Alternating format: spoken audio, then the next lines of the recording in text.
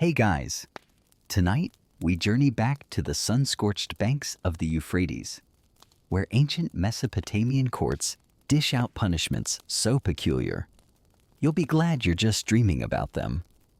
Picture yourself in a bustling city of mud brick walls, where the air smells of baked clay and date palms sway under a relentless sun.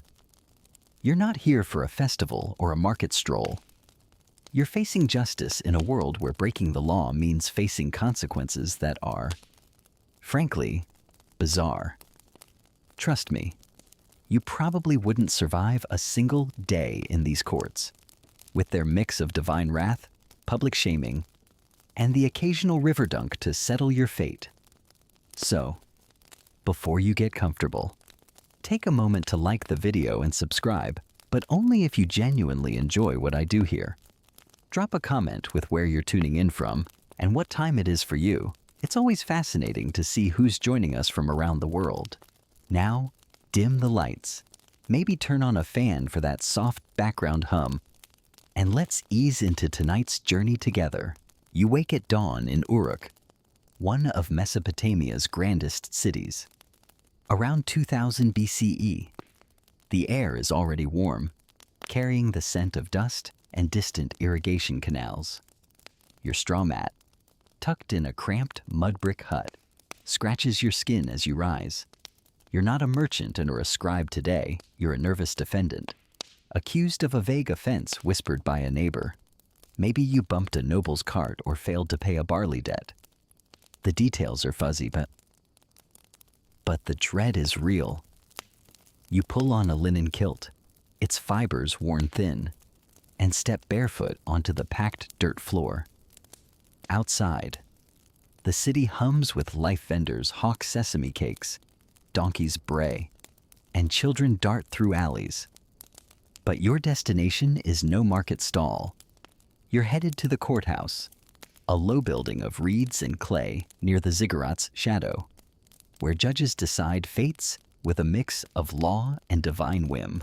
The streets are narrow, lined with sun-baked walls that radiate heat like an overzealous oven. You dodge a stray goat and sidestep a puddle that smells suspiciously like last week's stew.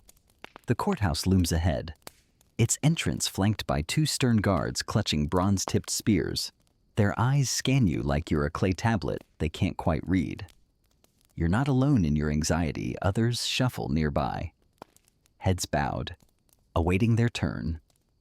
A woman mutters prayers to Shamash, the sun god of justice, clutching a small amulet.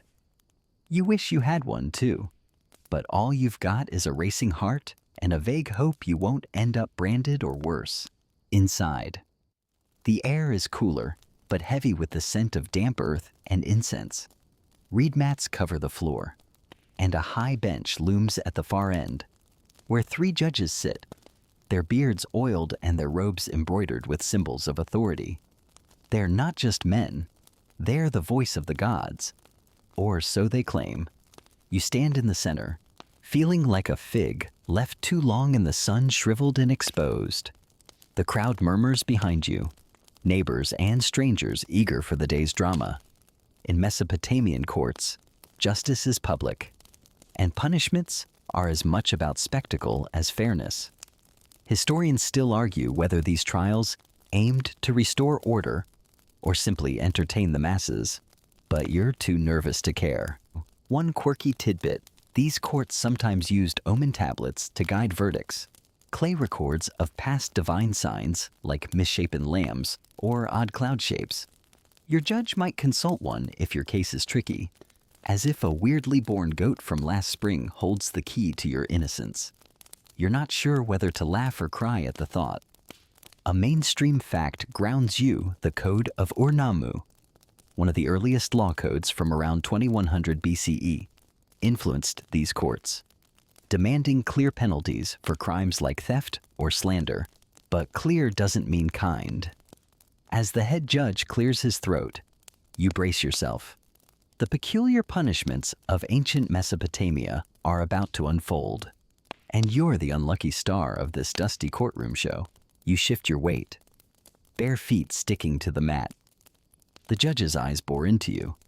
and you wonder if you'll face a fine, a whipping, or something weirder like being tossed into the Euphrates to let the gods decide your guilt. The crowd's whispers grow louder, and you catch a glimpse of a scribe nearby, stylus poised over a clay tablet, ready to etch your fate for posterity. This is no modern courtroom with air conditioning and a coffee cart outside. This is raw, unfiltered justice, Mesopotamian style. And you're about to learn just how peculiar it can get. So, take a deep breath if you can stomach the incense, and let's step deeper into the courtroom's shadows. You stand in the dim, reed-walled courthouse of Uruk, the air thick with incense and the weight of judgment. The judges loom on their high bench, their embroidered robes catching the flicker of oil lamps. Your bare feet stick to the woven mat, and sweat beads on your brow despite the morning's lingering cool. The crowd behind you rustles, a mix of curious neighbors and bored onlookers craving a show. You're accused of something vague, maybe you shortchanged a barley deal or insulted a temple scribe's donkey. The details are murky, but the stakes feel like a boulder on your chest. You're not just facing human judges, you're under the mands of Shamash, the sun god, whose justice is said to burn through lies. One wrong word, and you could be flogged, fined, or sent on a divine swimming test. The head judge, a bearded man with eyes like polished obsidian, leans forward. His voice is low, deliberate, like he's reading your soul's inventory. He recites your alleged crime, and you catch phrases like dishonor and restitution. You're not sure if nodding is wise, so you just stand there, feeling like a date palm in a sandstorm, well-rooted but swaying. The courtroom's walls are plastered with clay, etched with faint cuneiform symbols praising the gods. It's a reminder that this isn't just a trial, it's a sacred ritual. You glance at the scribe to your left, his stylus scratching your case onto a damp clay tablet. Every word you say or don't will be preserved, maybe for centuries. Assuming the tablet doesn't crack in the kiln, let's ground this in the mainstream fact. Mesopotamian courts operated under structured legal codes, like the Code of Lipit Ishtar from around 1870 BCE, which outlined specific punishments for crimes ranging from theft to adultery. Stealing a merchant's goods could cost you 7 times the item's value, a rule meant to deter and compensate. But here's the quirky tidbit. Judges sometimes relied on divination by oil, where they'd pour oil into water and interpret the patterns to decide guilt. Imagine your fate hinging on whether the oil swirls left or right, about as reliable as flipping a coin. But with more incense, historians still argue whether these rituals were genuine belief or a way to dodge tough calls, leaving you wondering if your judge is squinting at oil slicks right now. The crowd shifts, and you hear a snicker. Probably someone betting on whether you'll cry. You're tempted to glare, but that might earn you a worse sentence. Instead, you focus on the judge's bench, where a clay figurine of Shamash sits, its tiny eyes glinting like it's judging your posture. The second judge, younger but no less stern, adjusts his robe and asks you to state your defense. Your mouth feels like it's stuffed with desert sand. You mumble something about being innocent, but the words trip over each other, sounding guilty even to you. The crowd murmurs, and you swear you hear someone whisper river ordeal. Your stomach lurches. You've heard stories of defendants dunked in the Euphrates to prove their truthfulness sink. And you're innocent, float, and you're doomed. Spoiler, most people sink, but not always alive. The room's heat creeps up, and you wipe your brow, smearing dust across your face. You're not sure if it's the incense or your nerves, but the air feels like it's conspiring against you. A guard by the door scratches his beard, looking bored, as if your trial is just another Tuesday. You wish you could channel that calm, but your knees wobble like a poorly stacked ziggurat. The third judge, silent until now, leans in, muttering to the others. You catch the word restitution, and your heart lifts slightly. Maybe you'll just pay a fine and limp home. But then, you remember fines aren't always cash. Sometimes they're paid in labor, livestock, or public shame. And you're not sure which is worse. You think back to last week's market, where you saw a man paraded for cheating a grain merchant. He was forced to wear a clay tablet around his neck, etched with his crime, while children pelted him with rotten figs. You laughed then, but now you're picturing yourself in his place, and it's about as funny as a scorpion in your sandal. The judges confer, their voices a low hum, and you strain to hear. You're not sure what's worse, the waiting or the thought of what's coming. Maybe they'll demand you rebuild a canal or shave your head in shame. Or maybe they'll get creative, like that time a thief was sentenced to carry a live rooster through the city for a month. You'd laugh if you weren't so terrified. The scribe pauses, his stylus hovering, and you realize the verdict's near. You clutch your kilt, wishing you'd brought an offering for Shamash. Like that woman with the amulet. The crowd's whispers fade, and the judge's eyes lock onto you. You're not just a defendant, now you're a story, one they're about to write in clay. The head judge raises a hand, and the room stills. You hold your breath, wondering if you will walk out of here or be dragged to the riverbank. The peculiar punishments of Mesopotamia are no Yeboro joke, and you're about to find out just how strange they can get. You're still standing in the reed-walled courthouse of Uruk, the judge's stern gazes pinning you like a moth to a clay tablet. The air is thick with incense and the faint tang of your own nervous sweat. The crowd behind you murmurs, their whispers like flies buzzing around a market stall. You've mumbled your defense, but it felt as flimsy as the linen kilt clinging to your legs. The head judge's voice cuts through the haze, announcing that your case will be judged under the laws of Hammurabi, the Babylonian king whose code is as unyielding as the sun baking the city outside. You're not sure if that's good or bad, but the way the scribe's stylus scratches faster makes your stomach twist like a poorly tied knot. The courtroom's dim light flickers as a breeze sneaks through the reed walls, stirring the dust at your bare feet. You're accused of something like neglecting a debt, or maybe slandering a neighbor's barley yield. Details are still hazy. But the judges don't seem to care for specifics. They're here to uphold order, not untangle your excuses. The second judge, the younger one with a beard that looks like it's still practicing, leans forward and recites a line from Hammurabi's code, carved into a basalt stele centuries ago. It's a mainstream fact you can't escape. The Code of Hammurabi, from around 1754 BCE, is one of the most famous legal documents in history, with 282 laws dictating everything from trade disputes to punishments for theft. If you're guilty, the code has a penalty ready, and it's not going to involve a timeout. You swallow hard, wishing you'd paid more attention to the tavern gossip about court cases. The judge's words echo. Justice must be visible, or it is not justice. That sounds noble until you realize visible means public, and public means painful. Hammurabi's laws are built on the idea of balance. Crime and punishment must weigh the same. Steal a goat, pay back 7 goats. Break a man's bone. Your bone gets broken. You're starting to wish you'd stayed home and faced the neighbor's wrath instead of this.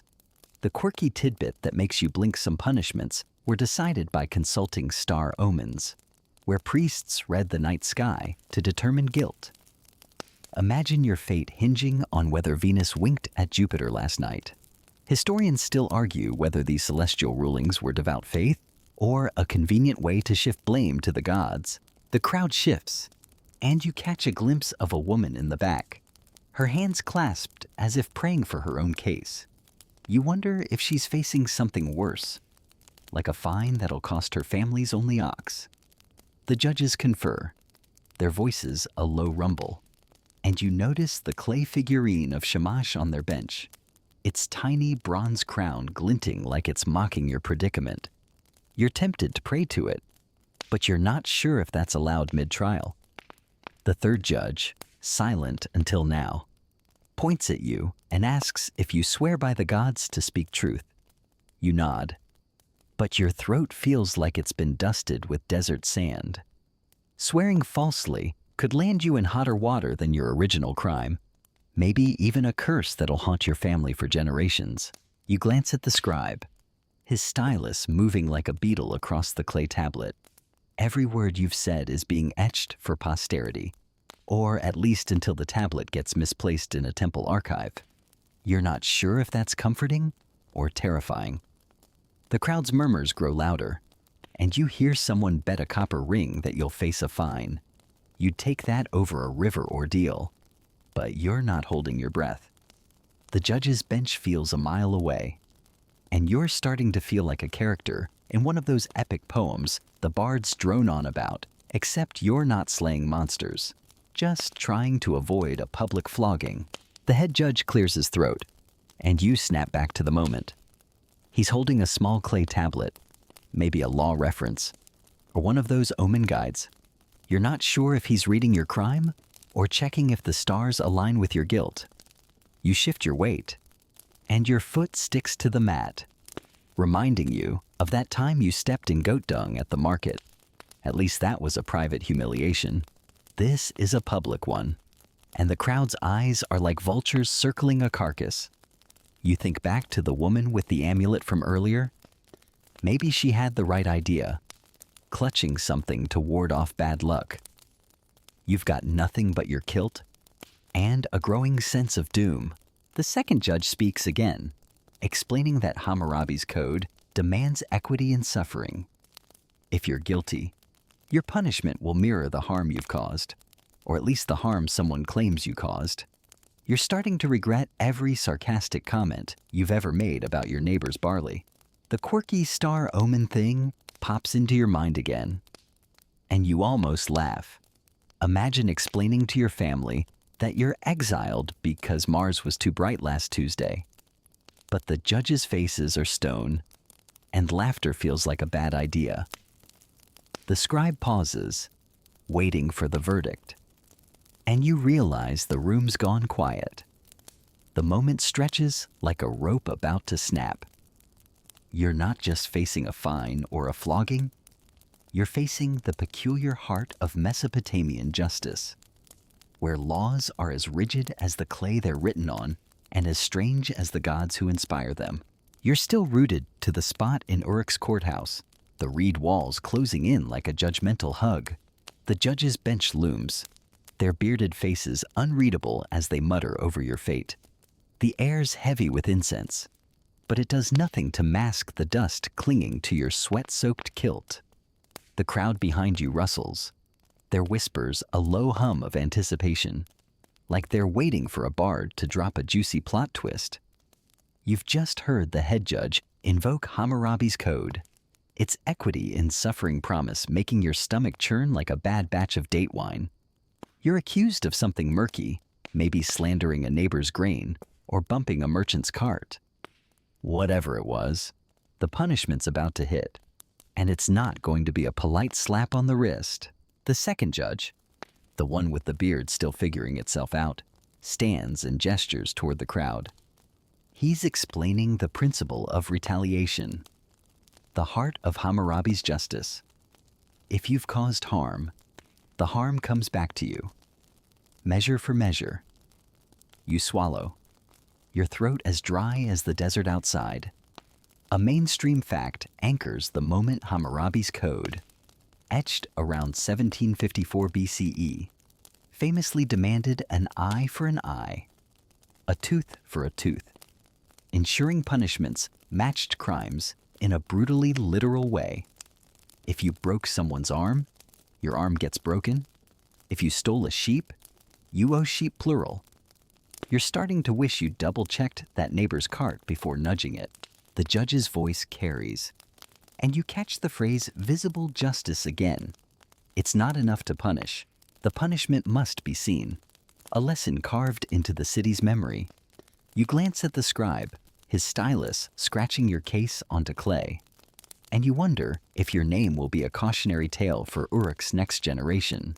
The quirky tidbit that makes you blink some retaliation cases involved substitute punishment, where a relative paid the price for your crime. Imagine your cousin getting a tooth knocked out because you mouthed off at the market. Historians still argue whether this was a practical way to ensure clan responsibility, or just a cruel twist to spread the misery. You're led outside. The crowd parting like a reluctant sea. The sun slams into you, turning your kilt into a damp rag. You're marched to a wooden platform in the market square, where a small mob has already gathered, chewing sesame cakes and betting on your sentence. The platform's weathered, stained with what you hope is just spilled beer. A guard ties your wrists to a post, and you realize this is it: retaliation. Mesopotamian style. The head judge steps forward, holding a clay tablet, and reads your crime aloud. Let's say you accidentally broke a potter's arm in a scuffle over a cracked jug. The crowd leans in as the judge declares that your arm will be broken in return. You'd laugh at the irony if you weren't so busy panicking.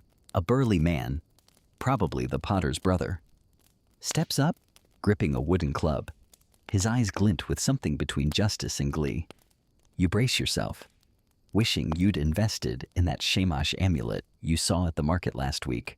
The crowd's chatter fades, and you hear a child ask, "Will he scream?" You're determined not to, but your confidence is wobblier than a three-legged stool. The club rises, and you clench your teeth, remembering that time you laughed at the guy with the rooster punishment. Karma's got a mean swing. The blow lands, and pain explodes up your arm like a ziggurat collapsing.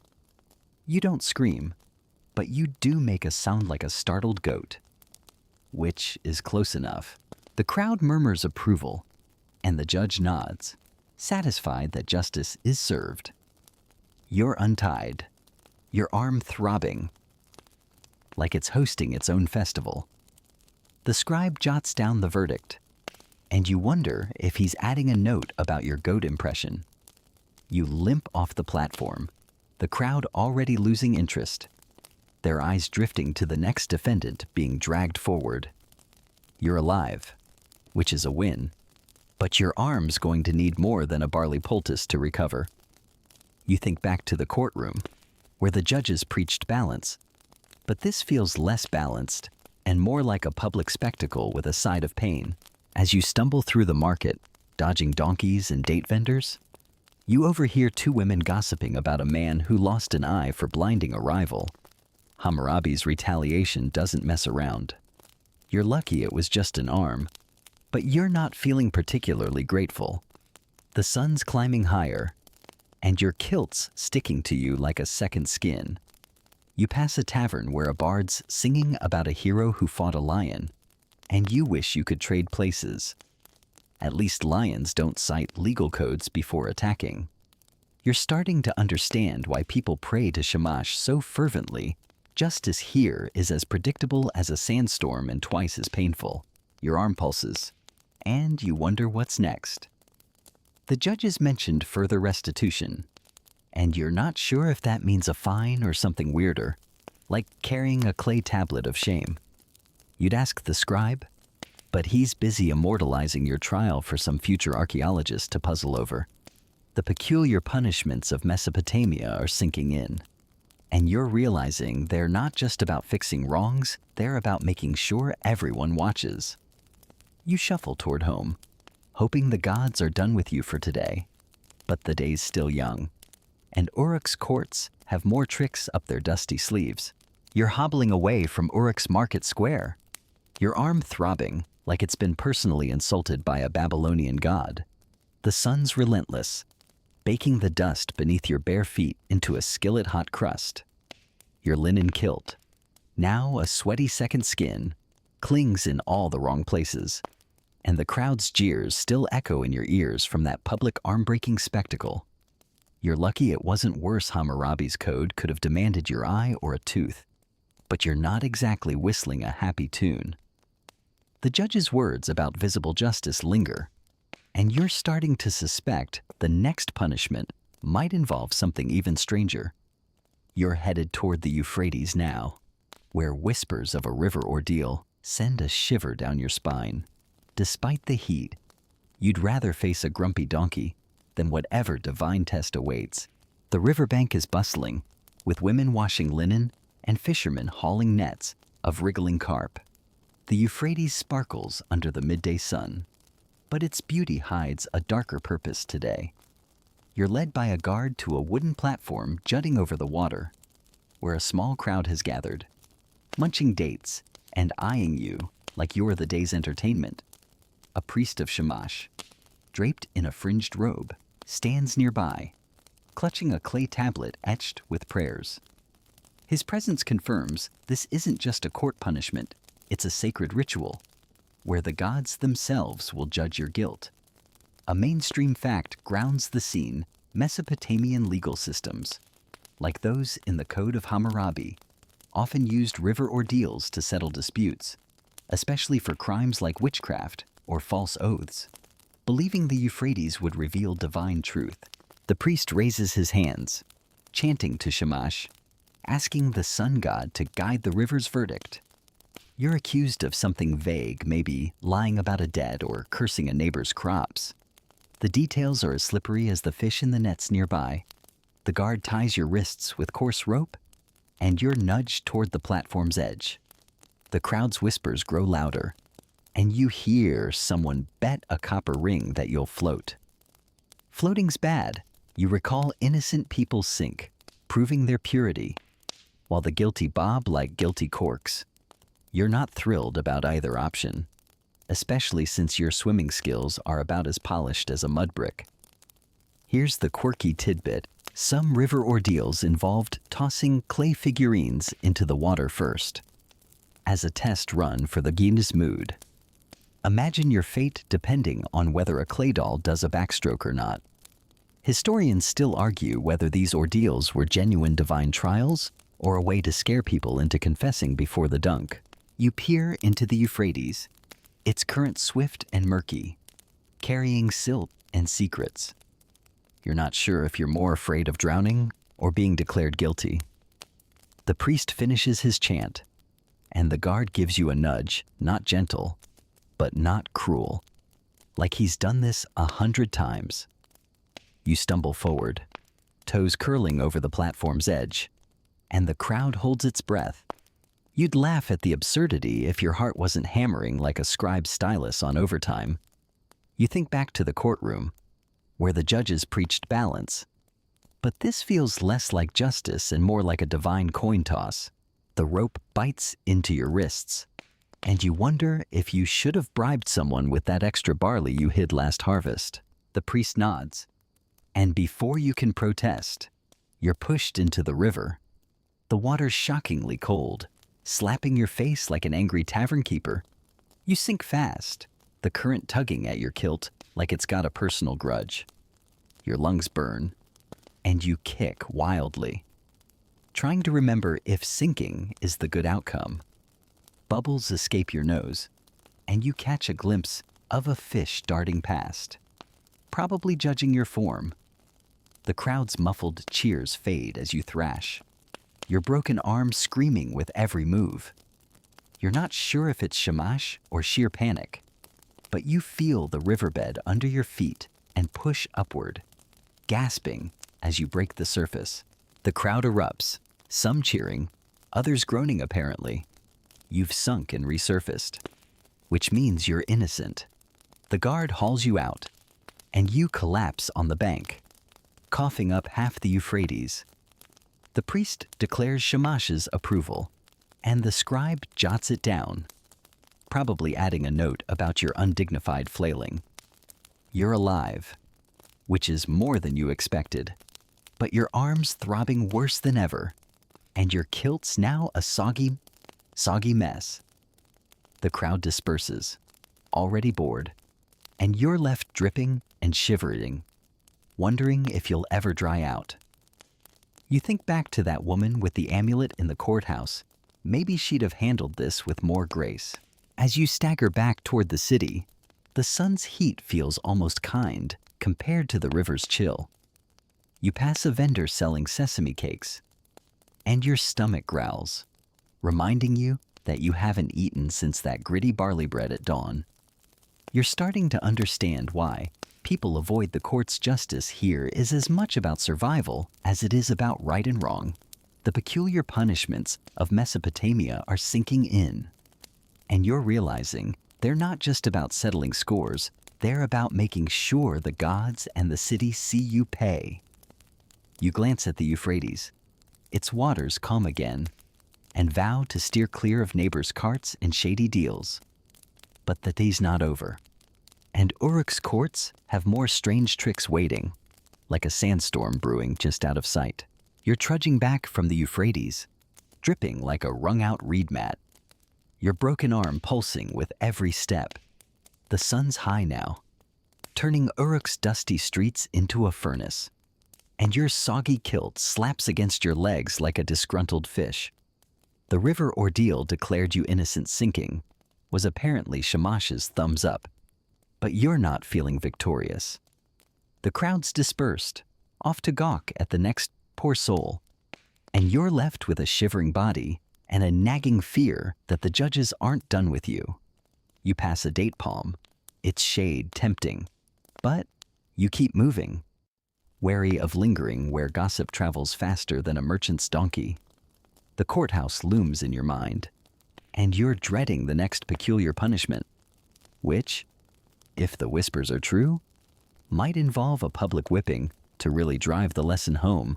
You head toward the market square again, where the air smells of roasted barley and sweat. Vendors hawk clay pots and sesame oil, but your eyes are drawn to a wooden whipping post in the center, its surface scarred from years of use.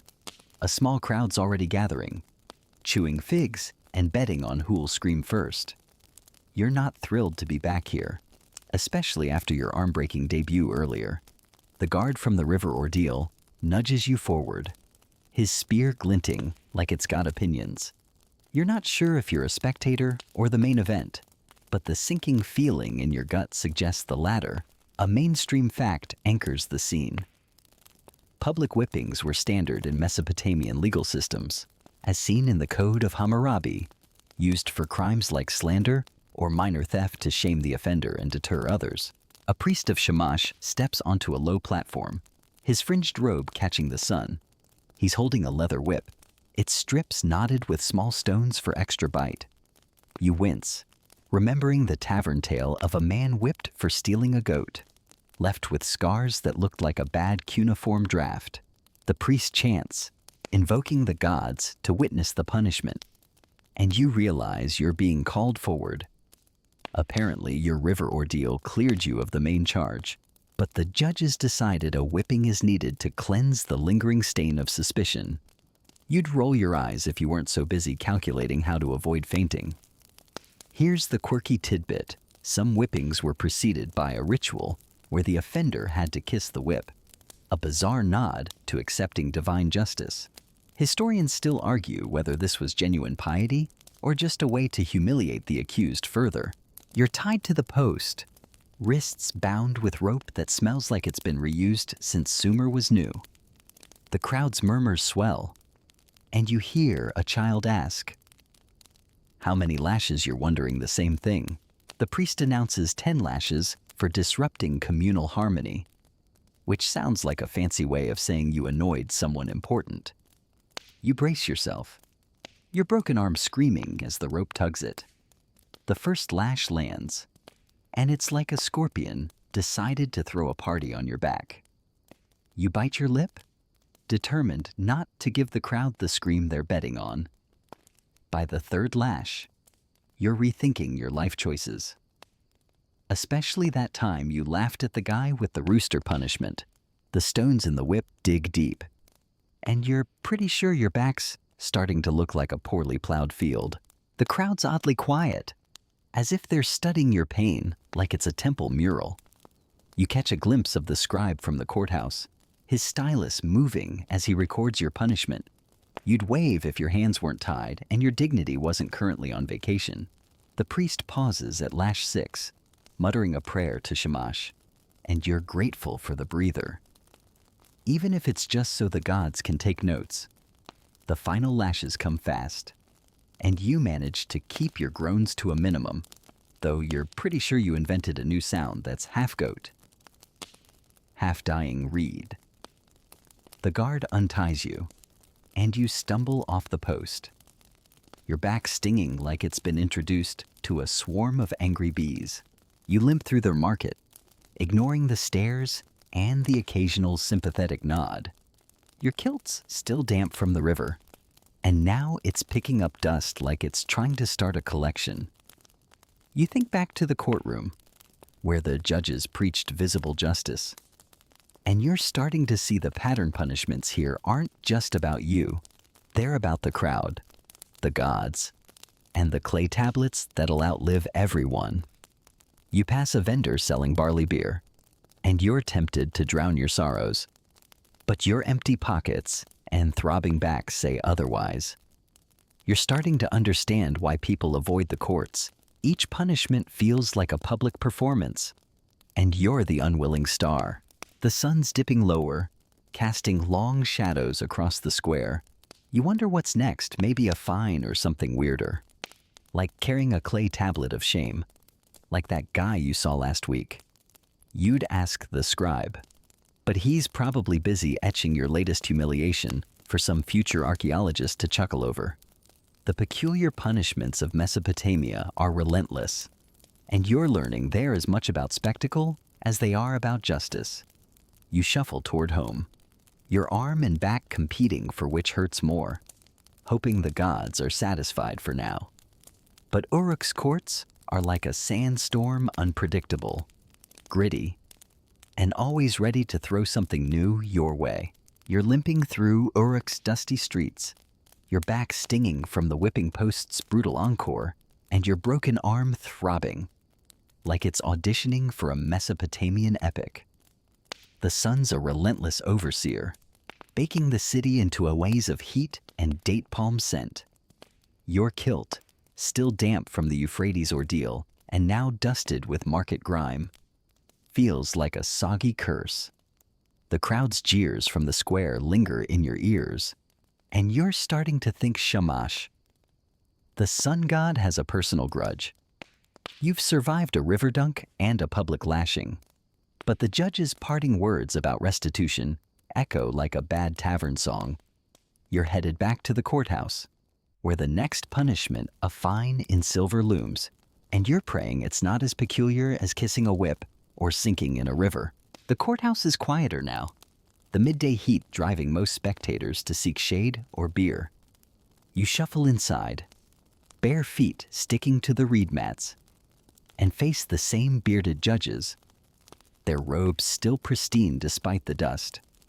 The air's heavy with incense, but it's doing a poor job of masking your own mix of sweat and river mud. The head judge, his obsidian eyes unyielding, holds a small clay tablet and announces your fine. You're accused of disrupting a merchant's trade. Maybe that cart you bumped wasn't so innocent after all. Now, you owe silver shekels, a currency that feels as distant as a cool breeze. A mainstream fact grounds the moment Mesopotamian economies, as seen in texts like the Code of Hammurabi from 1754 BCE, used silver as a standard for fines, with precise weights measured in shekels to settle debts or crimes. You do the mental math, and it's grim. 1 shekel equals about 8 grams of silver, and the judge demands 10 enough to buy a decent ox or feed a family for months. You're a humble barley farmer, not a temple scribe with a silver stash. Your savings are more likely to be a sack of grain and a questionable goat. The quirky tidbit that makes you blink some fines could be paid in barley or livestock if silver was scarce. But the conversion rates were brutal, often doubling the debt. Historians still argue whether these fines were meant to restore balance or just squeezed the poor until they cracked? You're leaning toward the latter as the judge's voice drones on about opal communal harmony. The scribe, stylus, scratching like a restless beetle, records your debt on a clay tablet. You imagine future archaeologists puzzling over your name next to 10 shekels for cart nonsense. The crowd's thin, but a few stragglers watch, probably hoping for more drama. You're tempted to plead poverty, but the guard's spear glints like it's ready to negotiate on its own terms. You think back to the whipping post, where the priest chanted about visible justice, and realize fines are just another public lesson, less bloody, but no less painful. Your family's already stretched thin, and this fine could mean selling your best sickle or begging a neighbor for a loan, which is about as fun as a scorpion in your sandal. The second judge, the one with the patchy beard, explains that failure to pay means debt slavery your labor, or worse, your children's, handed over to the merchant until the silver's covered. You'd laugh at the absurdity if your back wasn't screaming and your arm wasn't staging its own rebellion. You picture your kids hauling water for some smug trader, and your heart sinks like you did in the Euphrates. The judge offers a sliver of hope you have 1 month to pay, or the court will reassess. You're not sure what that means, but it sounds like a polite way of saying prepare for something weirder. You nod, hoping your face doesn't betray the panic bubbling like a bad batch of beer. You're dismissed, and you stumble outside, the sun hitting you like a divine slap. The market's buzzing, vendors shouting about sesame cakes and bronze pins, but you're too broke to care. You pass a man selling clay amulets of Shamash, and you're tempted to buy one, if only to avoid another river ordeal. You think back to the woman with the amulet in the courthouse. She probably paid her fine and skipped the whip-kissing nonsense. Your kilt's drying into a crusty mess, and you're starting to smell like a mix of river silt and regret. You wonder if you can barter your questionable goat to cover the shekels. But you're not holding your breath. The streets are crowded, and you dodge a donkey cart, wincing as it jostles your arm. You overhear 2 women gossiping about a man fined for stealing dates, forced to give up his entire harvest. Hammurabi's fines don't mess around, and you're feeling the weight of visible justice like a ziggurat on your shoulders. You're starting to understand why people pray to Shamash so fervently. His justice is as heavy as the silver you don't have. The peculiar punishments of Mesopotamia are relentless, and you are learning. They're not just about settling debts, they're about making sure the whole city knows you're paying. You shuffle toward home, your back stinging, your arm useless, and your mind racing with how to scrape together 10 shekels before the judges get creative again. You're trudging through Uruk's sun-baked streets, your back raw from the whipping post, your broken arm screaming with every step, and your mind spinning from the 10-shekel fine you can't possibly pay. The air's thick with dust and the sweet tang of date syrup from a nearby vendor, but you're too broke and battered to care. Your kilt, a crusty relic of the Euphrates ordeal, chafes like it's plotting revenge. The courthouse looms in your memory, its judges' stern faces and talk of visible justice haunting you like a bad dream. You've survived a river dunk, a public lashing, and a silver fine that might cost you your goat. But now, whispers of exile, a punishment as peculiar as it is terrifying, send a shiver through you despite the midday heat. You're headed to the city's edge, where the judges have summoned you for the next chapter of your Mesopotamian justice saga. You swallow, your throat as dry as the sand at your feet. Exile doesn't mean a vacation in a shady oasis. It means being cast out to the desert's unforgiving fringe, where bandits, scorpions, and starvation are your new neighbors. The judge explains you'll be sent to a barren outpost beyond the canals, left to fend for yourself until the gods deem you cleansed. You're not sure how long that'll take, but you're guessing Shamash isn't rushing to your rescue.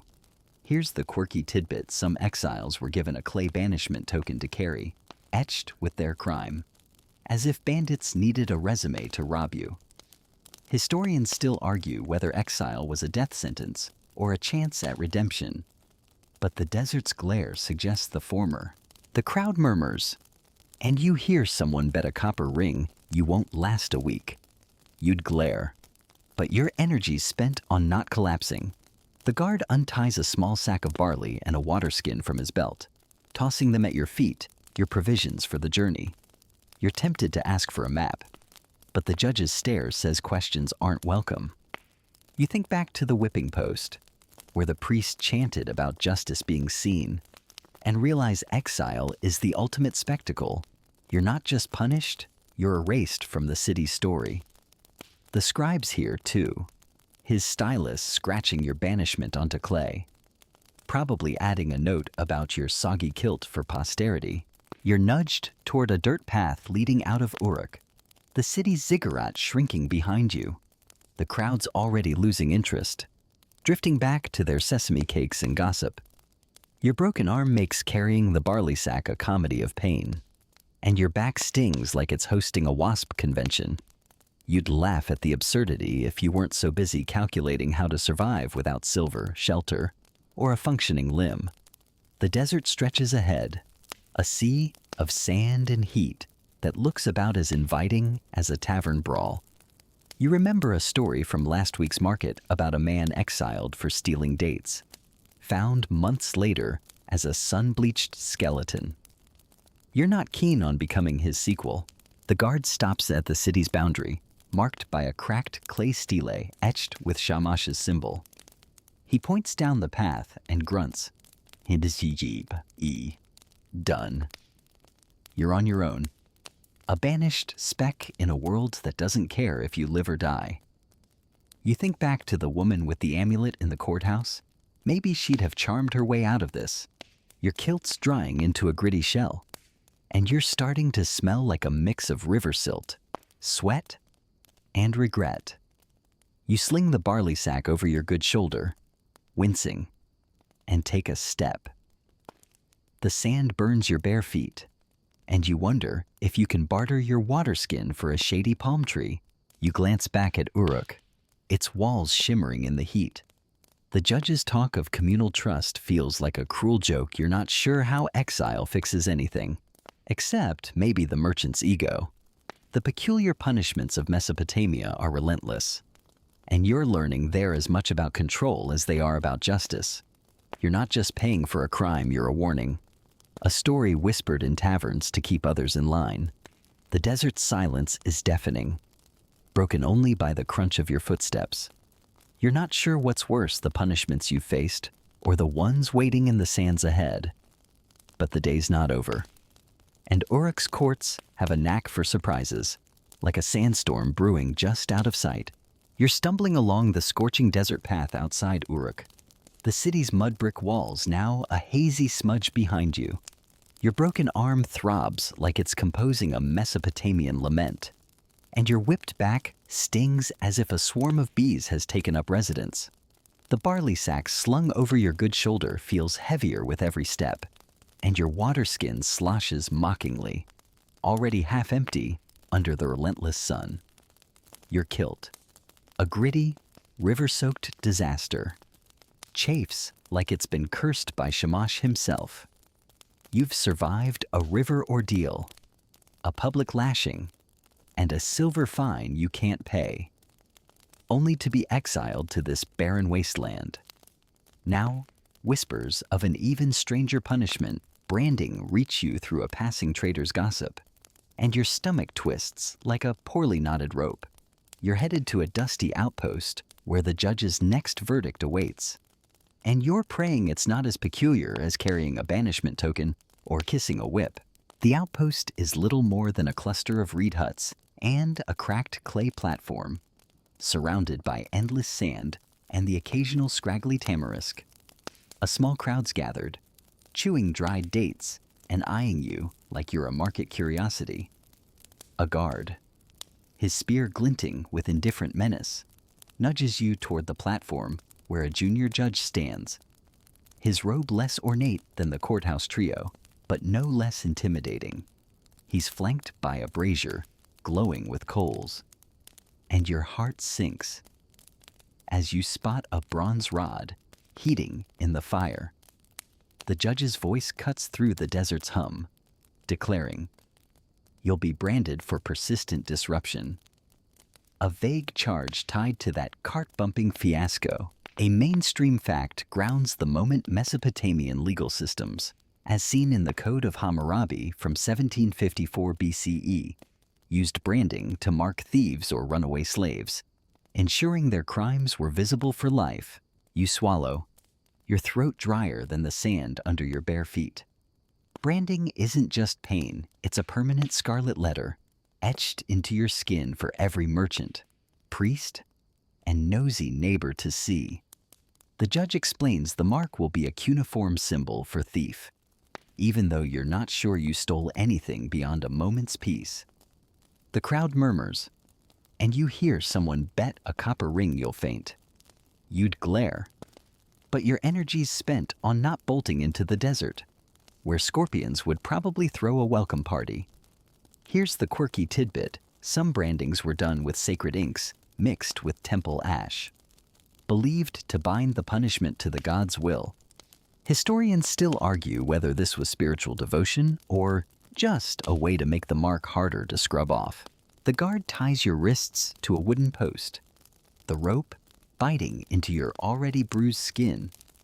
You wince, your broken arm protesting like it's got a personal vendetta. The judge nods, and a temple assistant, his hands calloused from years of ritual work, pulls the rod from the brazier. Its tip glows orange, like a tiny, angry sun. And you're suddenly nostalgic for the river's cold embrace. The crowd leans in, and a child asks, "Will it smell?" You're not thrilled to find out, but you brace yourself, determined not to give them the scream they're betting on. You think back to the whipping post, where you managed a goat-like groan instead of a full wail. Maybe you can keep your dignity intact this time. The assistant steps forward, and the rod hovers near your forearm. You clench your teeth, wishing you'd grabbed that Shamash amulet from the market when you had the chance. The heat's intense even before contact, and when the rod touches your skin, it's like a lightning bolt decided to write poetry on your arm. You hiss, your vision blurring, but you don't scream, though you're pretty sure you invent a new sound, like a startled donkey meeting a hot poker. The crowd murmurs approval, and the judge nods, satisfied that justice is, once again, visible. The assistant steps back, and you're untied, your arm now sporting a charred cuneiform squiggle that'll outlast your kilt. You stumble off the platform, your back stinging, your branded arm burning, and your pride somewhere in the Euphrates. The crowd disperses, already bored, and you're left clutching your barley sack, wondering if you can barter it for a bandage. The guard grunts, pointing you back toward the desert path apparently. Your exile's still in effect. You think back to the courthouse, where the judges preached balance, but this feels less like justice and more like a divine art project. The scribe's probably etching your branding into clay, complete with a note about your donkey noise for some future archaeologist to chuckle over. You shuffle forward, the sand searing your feet, and pass a trader leading a donkey laden with sesame oil. He glances at your branded arm and hurries away, as if crime's contagious. You're starting to understand why people avoid Uruk's courts. Each punishment is a public spectacle, designed to linger in skin and story. The peculiar punishments of Mesopotamia are relentless, and you're learning they're as much about marking you as they are about fixing wrongs. The desert stretches ahead, silent except for the crunch of your steps. And you wonder what's next, maybe a fine you can't pay or something weirder, like hauling a clay tablet of shame. But the day's not over, and Uruk's courts have a knack for surprises, like a sandstorm brewing just beyond the horizon. You're staggering along the blistering desert path beyond Uruk, the sand scorching your bare feet like a divine barbecue. Your branded arm burns with its fresh cuneiform squiggle.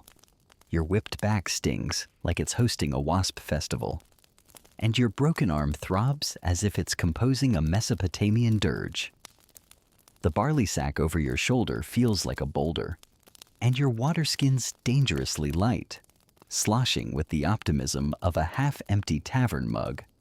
Your kilt, a gritty, river-soaked ruin, chafes like it's been personally offended by Shamash. You've endured a river ordeal, a public lashing, a silver fine you can't pay, and a branding that'll make market trips awkward for life. Now, the judge's latest verdict labor as penance looms, and you're headed to a canal worksite where the next peculiar punishment awaits, promising sweat, dirt, and probably a few new scars. The worksite's a chaotic sprawl of mud and reeds, where workers slog through ankle-deep sludge to dig irrigation canals. The Euphrates glints nearby, a cruel reminder of your soggy ordeal. A foreman, his face like a sun-baked brick, barks orders as you're nudged forward by a guard, his spear glinting with the enthusiasm of a bored bureaucrat.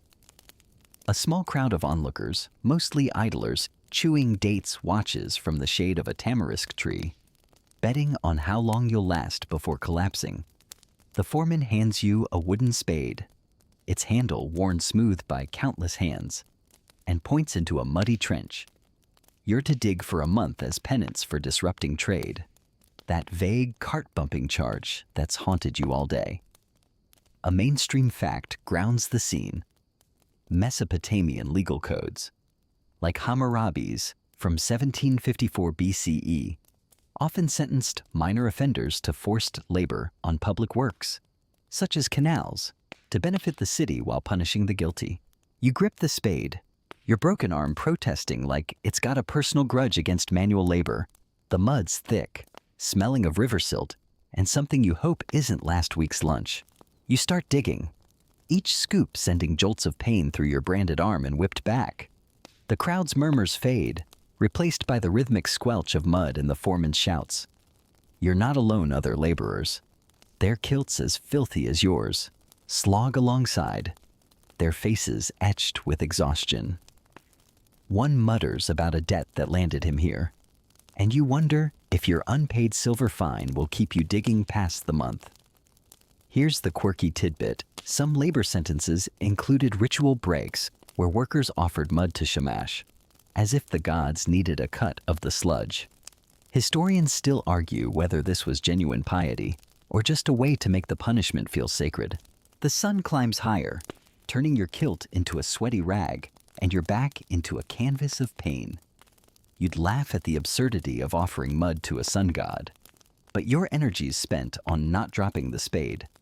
You think back to the branding, where the hot rod left its mark, and realize labor's just another way to make justice visible. Your sweat's a public spectacle, like the lashes or the river dunk. The scribe's here too, perched under a reed awning, his stylus scratching your sentence onto clay. You imagine him adding a note about your clumsy digging for some future archaeologist to smirk over. The crowd's betting pool grows, and you hear someone wager a copper ring you'll faint before noon. You're tempted to prove them wrong, but your arm's staging a full rebellion, and your back's not far behind. You pause to wipe sweat from your brow, smearing mud across your face like a bad war paint attempt. The foreman barks, and you resume digging, the spade heavier with each scoop.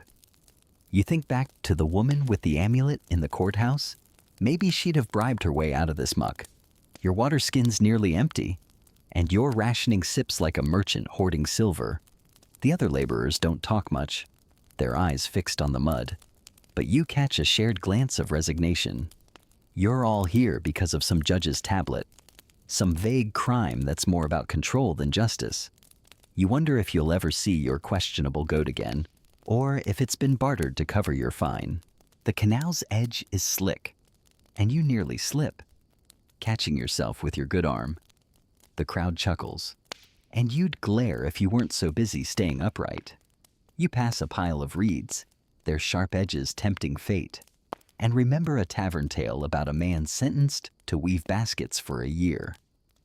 Labor's not just punishment, it's a grind that marks you as surely as the brand on your arm. The peculiar punishments of Mesopotamia are relentless, and you're learning they're as much about breaking you as they are about fixing the city's canals. The sun's unforgiving, the mud's endless, and the foreman's voice is a constant drone.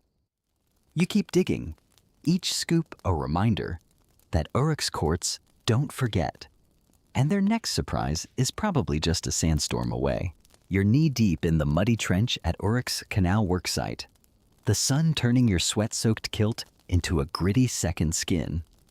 Your broken arm aches like it's been cursed by a particularly grumpy god.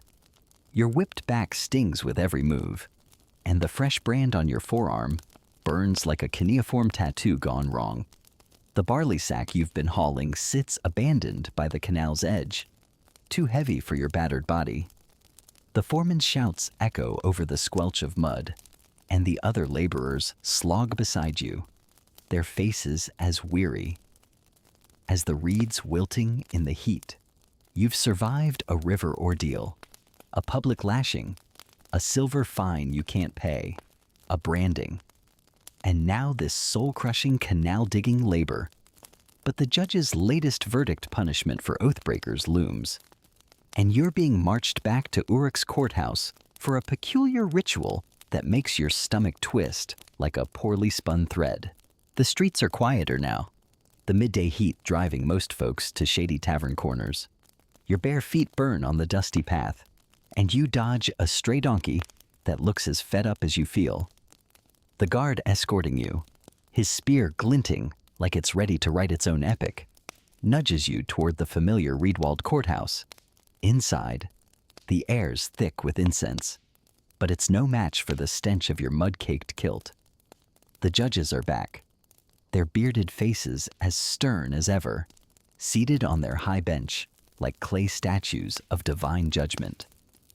The head judge, his obsidian eyes unyielding, holds a clay tablet and declares you've been accused of breaking an oath. Maybe you swore by Shamash to repay a debt and didn't. Or perhaps you fibbed about that cart-bumping incident. Either way, oath-breaking is a big deal in Mesopotamia, and the punishment's about to get weird. A mainstream fact grounds the moment Mesopotamian legal codes, like those in the Code of Hammurabi from 1754 BCE, treated oath-breaking as a serious offense, often requiring divine intervention to cleanse the offender's sin. Swearing falsely by the gods was seen as an insult to cosmic order, demanding a penalty that satisfied both the court and the heavens. The judge's voice booms, explaining you'll face a curse ritual to appease Shamash and restore trust. You're not sure what that means, but the priest of Shamash stepping forward, clutching a clay figurine and a bundle of herbs, doesn't inspire confidence. Here's the quirky tidbit. Some oathbreakers were forced to eat a symbolic curse, chewing bitter herbs mixed with temple ash to internalize their shame. Historians still argue whether this was a spiritual cleansing or just a way to make you gantig in front of a crowd. You're led to a small altar in the courthouse's center, where the priest places the figurine, a crude clay likeness of you, complete with a lopsided kilt. The crowd, smaller but no less nosy, murmurs as the priest chants, invoking Shamash to bind your soul to truth. He crushes the herbs, their bitter scent stinging your nose, and sprinkles ash from a temple brazier onto the mix. You're handed the concoction, a gritty paste that looks like something you'd scrape off a sandal. The judge orders you to eat it, and you hesitate, wondering if you can fake a cough. The guard's spear glints, and you decide against it. You choke down the paste, its taste like regret mixed with burnt reeds. The crowd snickers, and you hear someone bet a copper ring you'll vomit.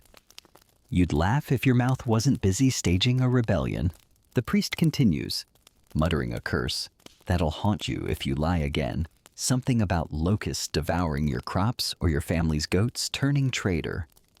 You're not sure if it's real, but the crowd's wide eyes suggest they believe it.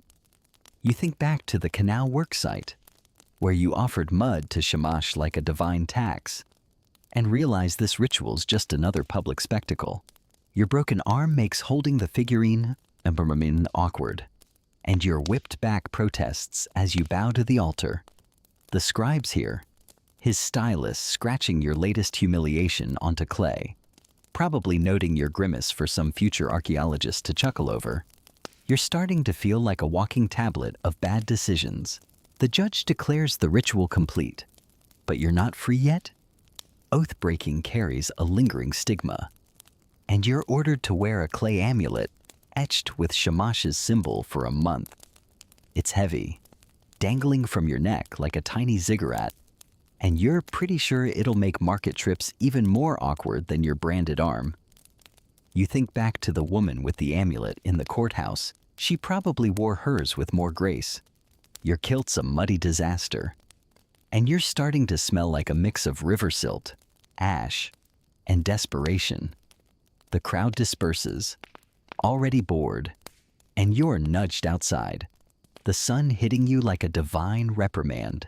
You shuffle toward home, the amulet bouncing against your chest, and dodge a vendor hawking sesame cakes. Your stomach growls, "None," but your empty pockets and throbbing body say no. You overhear two men gossiping about a woman cursed for false testimony. Her fields supposedly barren since the peculiar punishments of Mesopotamia are relentless, and you're learning they're as much about fear as they are about justice. The curse rituals left a bitter taste, literally, and you're wondering what's next. Another fine, more labor, or something weirder, like parading with a rooster. The day's not over, and Uruk's courts have a knack for surprises, like a sandstorm brewing just beyond the horizon. You're shuffling through Uruk's dusty streets, the clay amulet of Shamash dangling from your neck like a tiny, judgmental anchor. Your broken arm pulses with pain. Your whipped back stings like it's been introduced to a sandstorm, and the fresh brand on your forearm burns under its cuneiform scar. Your kilt, a muddy, river-soaked wreck, clings to you like a grudge, and the bitter aftertaste of that curse-paste ritual lingers like a bad tavern bet. You've endured a river ordeal, a public lashing, a silver fine you can't pay, a branding, canal-digging labor, and a divine oath-breaking ceremony that left you chewing temple ash. Now, you're headed back to the courthouse, where the judges have summoned you for a peculiar punishment involving priests and cleansing rituals, and you're bracing for something as strange as eating curses or dodging scorpions. The courthouse looms ahead, its reed walls a familiar cage of incense and judgment. The midday heat's eased slightly, but the air's still thick with dust and the faint whiff of your own misery. You step inside, bare feet sticking to the woven mats, and face the same bearded judges, their robes pristine despite the grime coating your kilt. The head judge, his obsidian eyes glinting, holds a clay tablet and announces you're to undergo a cleansing rite for lingering disharmony from your vague cart-bumping crime.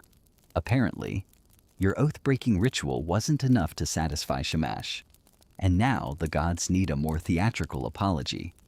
A mainstream fact grounds the scene: Mesopotamian legal systems, as seen in texts like the Code of Hammurabi from 1754 BCE, often required religious rituals to purify offenders, especially for crimes tied to divine trust, like disrespecting a temple or breaking sacred vows.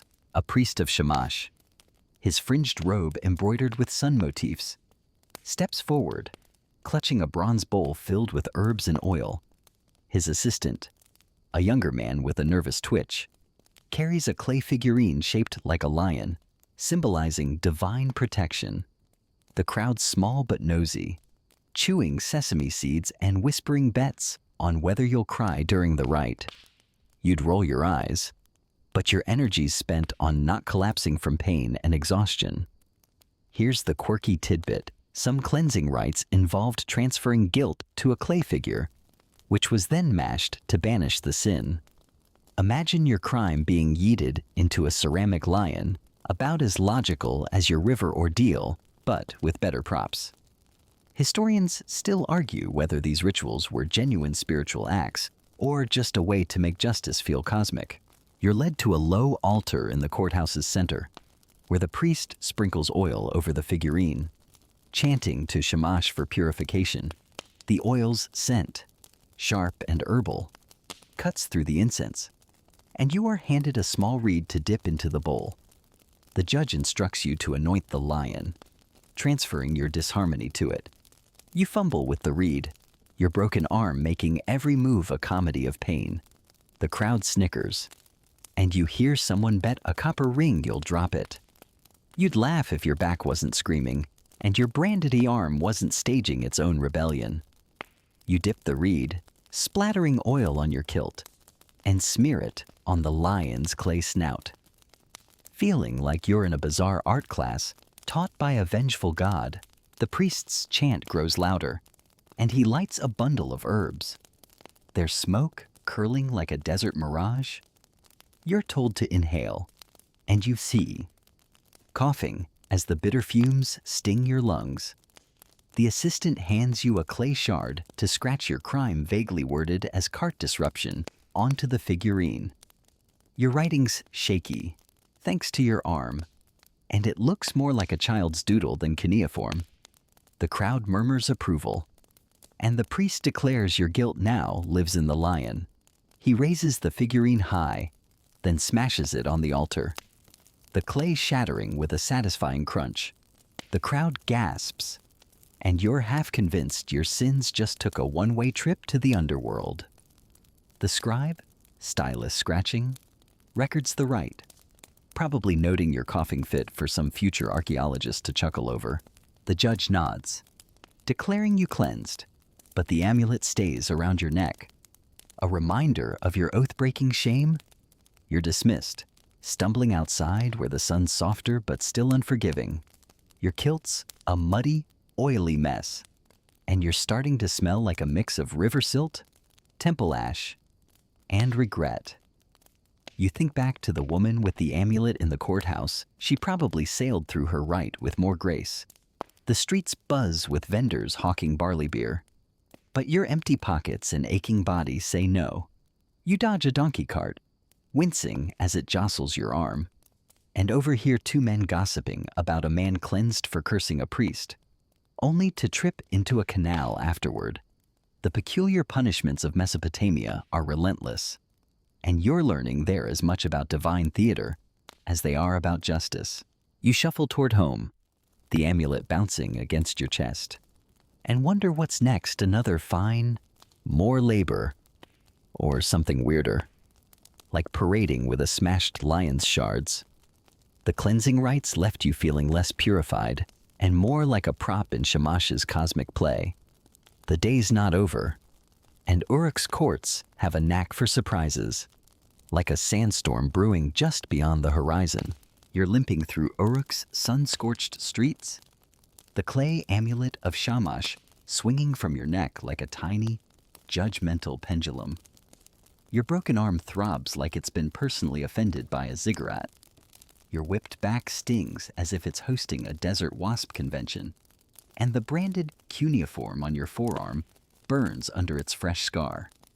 Your kilt, a muddy, oily wreck from river ordeals and cleansing rites, clings to you like a bad decision. You've endured a dunk in the Euphrates, a public lashing, a silver fine you can't pay, a branding, canal-digging labor, a bitter oath-breaking ritual, and a priestly cleansing that left you smelling like a temple bonfire. Now, you're being marched back to the market square for a peculiar punishment, public humiliation, and your stomach churns like a bad batch of barley beer. You're praying it's not as strange as chewing temple ash or smashing clay lions, but Uruk's courts rarely disappoint in the weird department. The square's bustling, vendors hawking sesame cakes and bronze pins, while children dart through the crowd, oblivious to your misery. The sun's dipping lower, casting long shadows.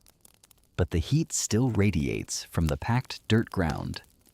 A guard, his spear glinting like it's ready to star in its own epic, nudges you toward a wooden platform where a small mob's gathered, chewing dates and betting on your next embarrassment. A junior judge, his robe less fancy than the courthouse trio, stands with a clay tablet, announcing you'll be paraded in a donkey cart for disrupting communal trust, that vague cart-bumping charge that's haunted you like a persistent sand flea. A mainstream fact grounds the scene. Mesopotamian legal systems, as seen in the Code of Hammurabi from 1754 BCE, used public humiliation to shame offenders, ensuring their disgrace was a community spectacle, especially for crimes like slander or minor theft. You're handed a clay tablet to hang around your neck, etched with your crime in cuneiform cart disruptor. It's heavy, banging against your amulet, and you're pretty sure it's designed to make you look like a walking billboard of bad choices. The crowd snickers, and you hear someone bet a copper ring you'll trip before the parade starts. You'd glare, but your energy's spent on not collapsing from pain and exhaustion. Here's the quirky tidbit. Some humiliation parades involved offenders wearing shame hats made of reeds, shaped like donkey ears to amplify the mockery. Historians still argue whether these were meant to reform the guilty or just entertain the masses. But the crowd's grins suggest the latter. You're grateful there's no hat yet, but the tablet's bad enough. The guard ties you to the cart, a rickety wooden contraption pulled by a donkey that looks as thrilled as you are. The judge signals, and the cart lurches forward, jolting your broken arm and sending a fresh wave of pain through your whipped back. The crowd follows, shouting insults and tossing rotten figs, one of which splats against your kilt, adding to its growing collection of stains. You'd laugh at the absurdity if you weren't busy dodging fruit and trying not to cry. You think back to the cleansing rite, where you smeared oil on a clay lion, and realize this parade's just another public performance, less sacred, but no less humiliating. The donkey brays, as if agreeing with the crowd's jeers. And you're tempted to ask it for a trade. You pull the cart. It takes the insults. The parade winds through the market, past vendors who pause to point and laugh. A child runs alongside, chanting "Cart Disruptor" like it's a new festival song. Your branded arm throbs, and the tablet around your neck bangs against your chest, making your shamash amulet jingle like a sad tambourine. The scribe's here, perched on a stool, his stylus scratching your latest disgrace onto clay, probably noting the fig incident for some future archaeologist to chuckle over. You think back to the woman with the amulet in the courthouse. She'd probably have charmed her way out of this circus. Your kilt's a muddy, a fruity mess, and you're starting to smell like a mix of river silt, temple oil, and public shame. The cart rounds a corner, and you pass a tavern where a bard's singing about a hero who fought a lion. You'd trade places in a heartbeat. At least lions don't throw figs. The crowd's energy fades as the parade drags on, some drifting away to buy beer or gossip about the next defendant. The judge declares the humiliation complete, and you're untied, stumbling off the cart with all the grace of a three-legged goat. Your back's screaming, your arms useless, and your pride somewhere in the Euphrates, probably floating with the guilty. The guard grunts, pointing you toward home, but you're not sure if exile's still on, or if the judges have more tricks up their dusty robes. You shuffle through the square, dodging a vendor hawking clay amulets ironic. Given the one weighing you down, you overhear two women gossiping about a man paraded for cheating a grain merchant, forced to carry his tablet for a month. The peculiar punishments of Mesopotamia are relentless, and you're learning they're as much about marking you as they are about justice. The humiliations left you feeling like a clay figurine, smashed for the crowd's amusement. The day's not over. And Uruk's courts have a knack for surprises, like a sandstorm brewing just beyond the horizon. You're hobbling away from Uruk's market square, the clay tablet of cart disruptor still swinging from your neck, clinking against the Shamash amulet like a duet of shame. Your broken arm throbs like it's been personally insulted by a Mesopotamian demon. Your whipped back stings as if it's been raked by desert thorns. And the branded cuneiform on your forearm burns under its fresh scar. Your kilt, a muddy, fig-splattered desitir, clings to you like a soggy curse. And the memory of that donkey cart parade, complete with rotten fruit and jeering kids, makes you wince more than your injuries. You've endured a river ordeal, a public lashing, a silver fine you can't pay, a branding, canal-digging labor, an oath-breaking ritual, a priestly cleansing, and a humiliating cart ride. Now, you're being dragged to a dusty temple courtyard for a punishment so peculiar it defies logic and animal trial. You're praying it's not as bizarre as chewing temple ash or dodging figs, but Uruk's courts have a knack for the absurd. The courtyard's a sun-baked patch of dirt beside a squat temple, its mud brick walls etched with lion motifs. A small crowd's gathered, munching sesame cakes and whispering bets on what's next. A guard, his spear glinting like it's ready to star in a tavern tale, nudges you toward a wooden pen where a bleeding goat stands, looking as confused as you feel. The junior judge from the cart parade is here, his robe dusted with desert grit, holding a clay tablet. He announces that your disruption has implicated the merchant's goat, which allegedly wandered during your cart-bumping fiasco, causing further chaos. Now, the goat faces trial to determine if it's complicit. A mainstream fact grounds the scene.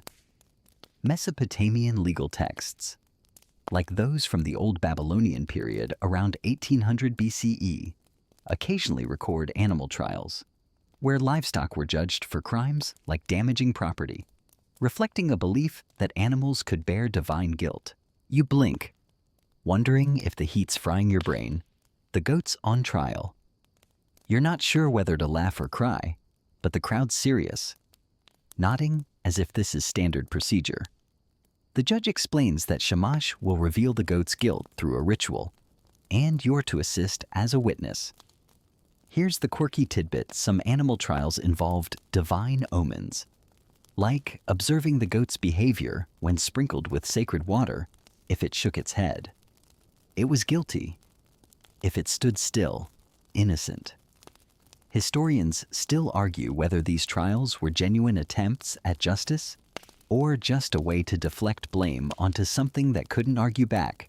You're leaning toward the latter as the goat stares at you, chewing a stray reed like it's unimpressed by the whole affair.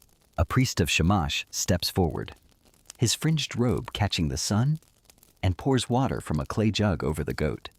The crowd leans in, and you hear someone bet a copper ring it'll shake. You'd join the wager if you weren't broke and battered. The goat, predictably, shakes its head, and the crowd gasps, as if it's just confessed to high treason. The priest declares the goat guilty, and the judge sentences it to temple service. It'll be handed over for sacrifices, sparing it a worse fate. You're not sure if you're relieved or horrified, but you're grateful the goat's taking the fall instead of you. The scribe's here, his stylus scratching the verdict onto clay, probably noting the goat's head shake for some future archaeologist to puzzle over. Your role's not done, though. The judge orders you to lead the goat to the temple altar, a public act to share the shame. You grab the rope with your good hand, wincing as your broken arm protests. The goat's stubborn, tugging back like it knows it's been framed. The crowd follows, shouting insults at both of you, and a kid tosses a pebble that clips your kilt, adding to its growing stain collection.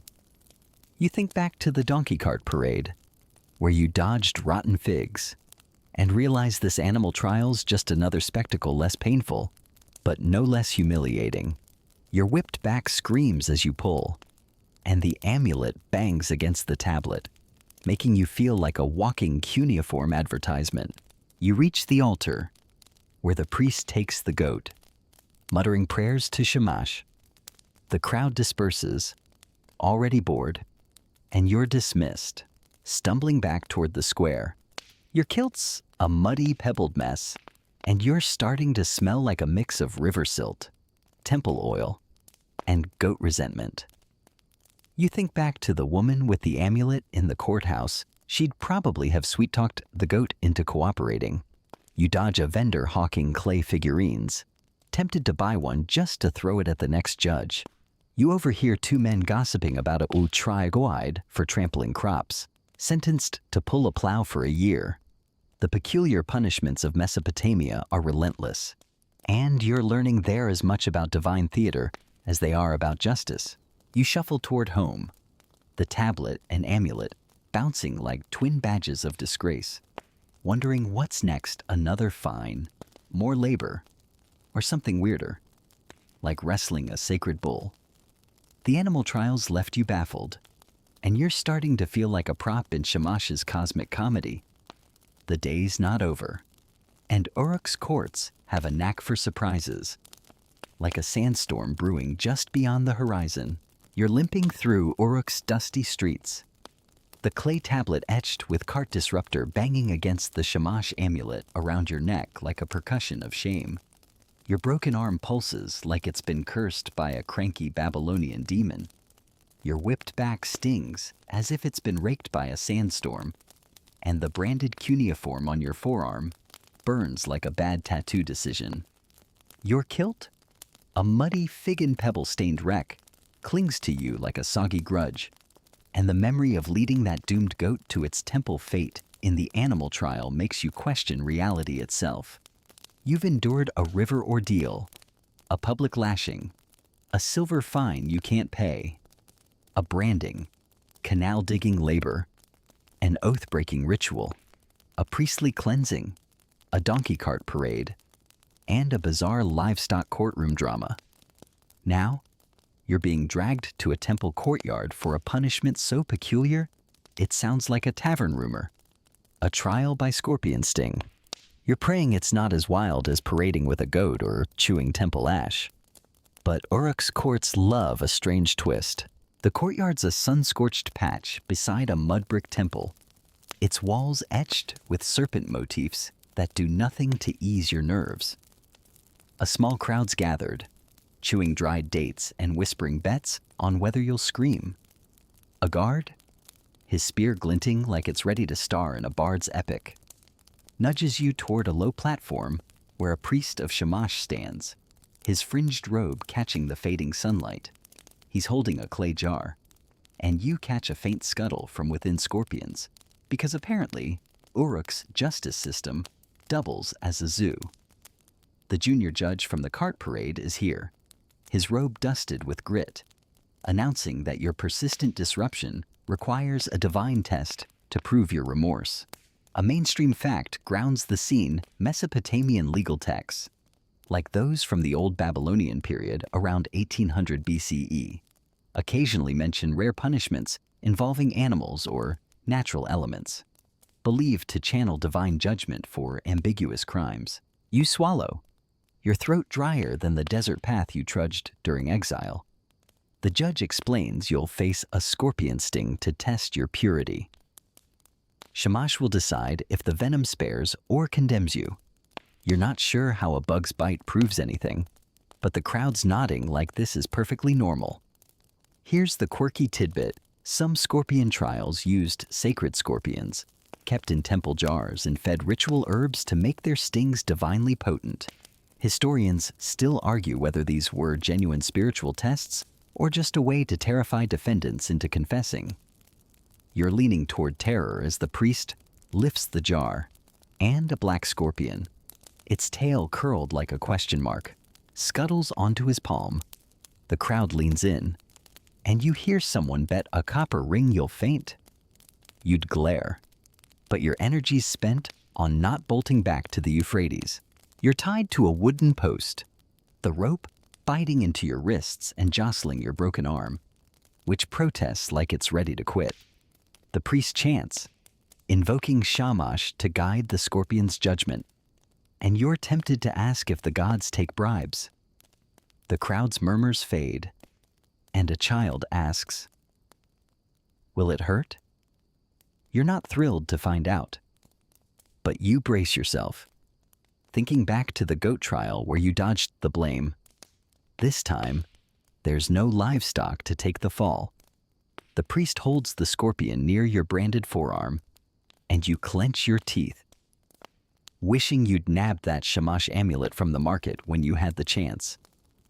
The sting comes fast, a sharp prick followed by a wave of fire that makes your arm feel like it's hosting a tiny volcano. You hiss, but you don't scream, though you're pretty sure you invent a sound like a startled donkey meeting a hot coal. The crowd murmurs approval, and the priest declares Shamash's favor.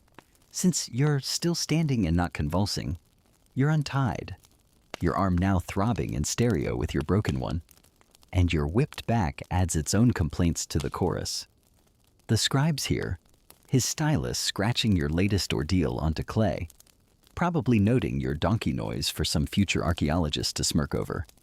You stumble off the platform, the venom's heat spreading, but not deadly apparently.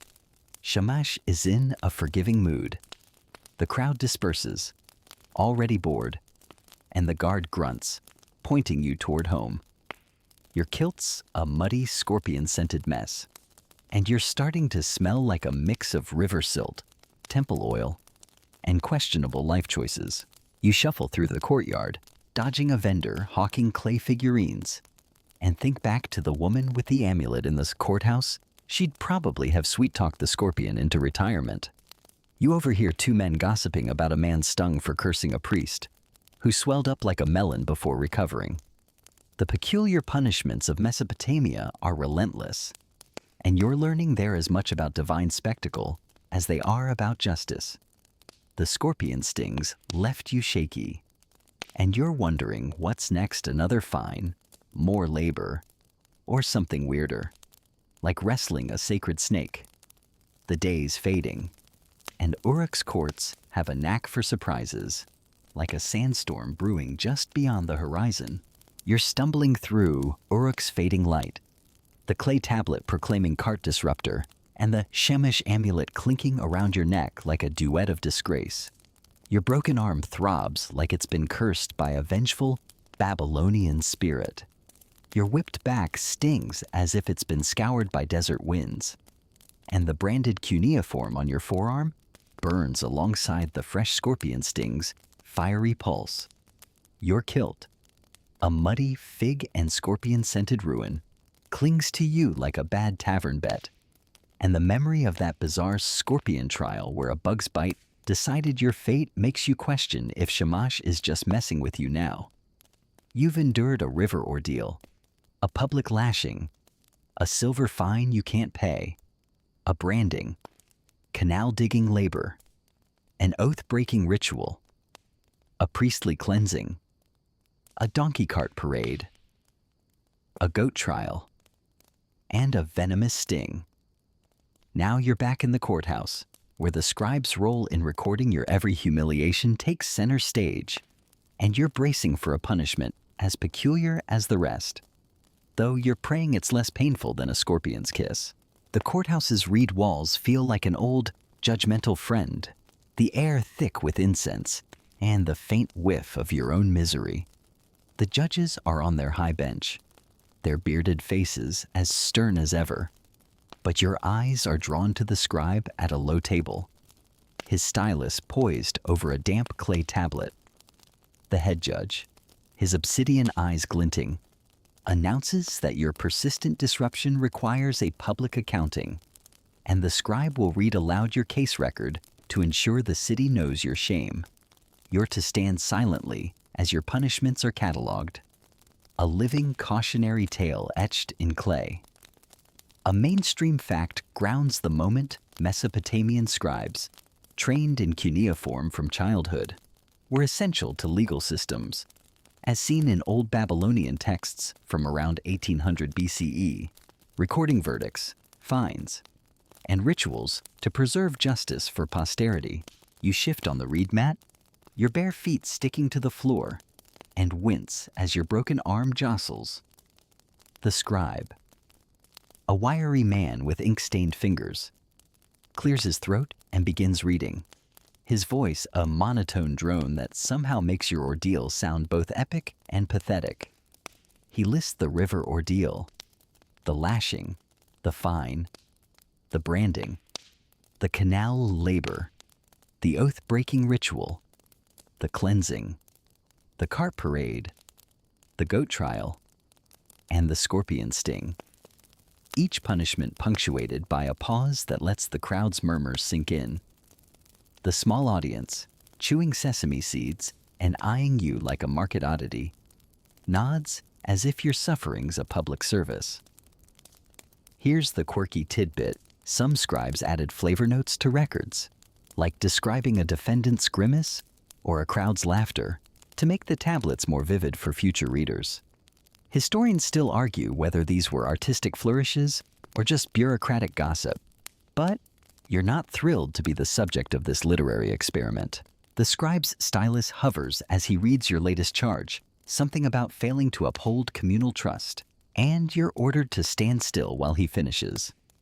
Your whipped back screams, and the scorpion sting pulses like a tiny, angry drum. You'd laugh at the absurdity of being a human archive if you weren't so busy trying not to faint. The crowd's bets are quieter now, maybe because they're running out of copper rings or just bored with your saga. You think back to the donkey cart parade, where kids pelted you with figs, and realize this reading's just another public spectacle less violent, but no less humiliating. The scribe's voice drones on, detailing your goat-leading fiasco, and you catch a snicker from a woman in the back, probably picturing your struggle with that stubborn animal. You glance at the clay tablet, its surface etched with your life's worst day, and wonder if it'll end up in a temple archive or buried under a sandstorm. The judge nods, signaling the scribe to wrap up, and you're told to bow to Shamash's figurine on the bench, a tiny, bronze sun god glaring at you like you owe it an apology. Your broken arm makes bowing awkward, and you nearly topple, earning a chuckle from the crowd. The scribe finishes, sealing the tablet with a press of his stylus, and you're dismissed, the weight of your recorded shame heavier than the tablet around your neck. You think back to the woman with the amulet in the courthouse. She'd probably have charmed the scribe into skipping the juicy bits. You stumble outside, the evening air cooler but still dusty, and your kilt's a muddy, inky mess, smelling like river silt, temple oil, and public disgrace.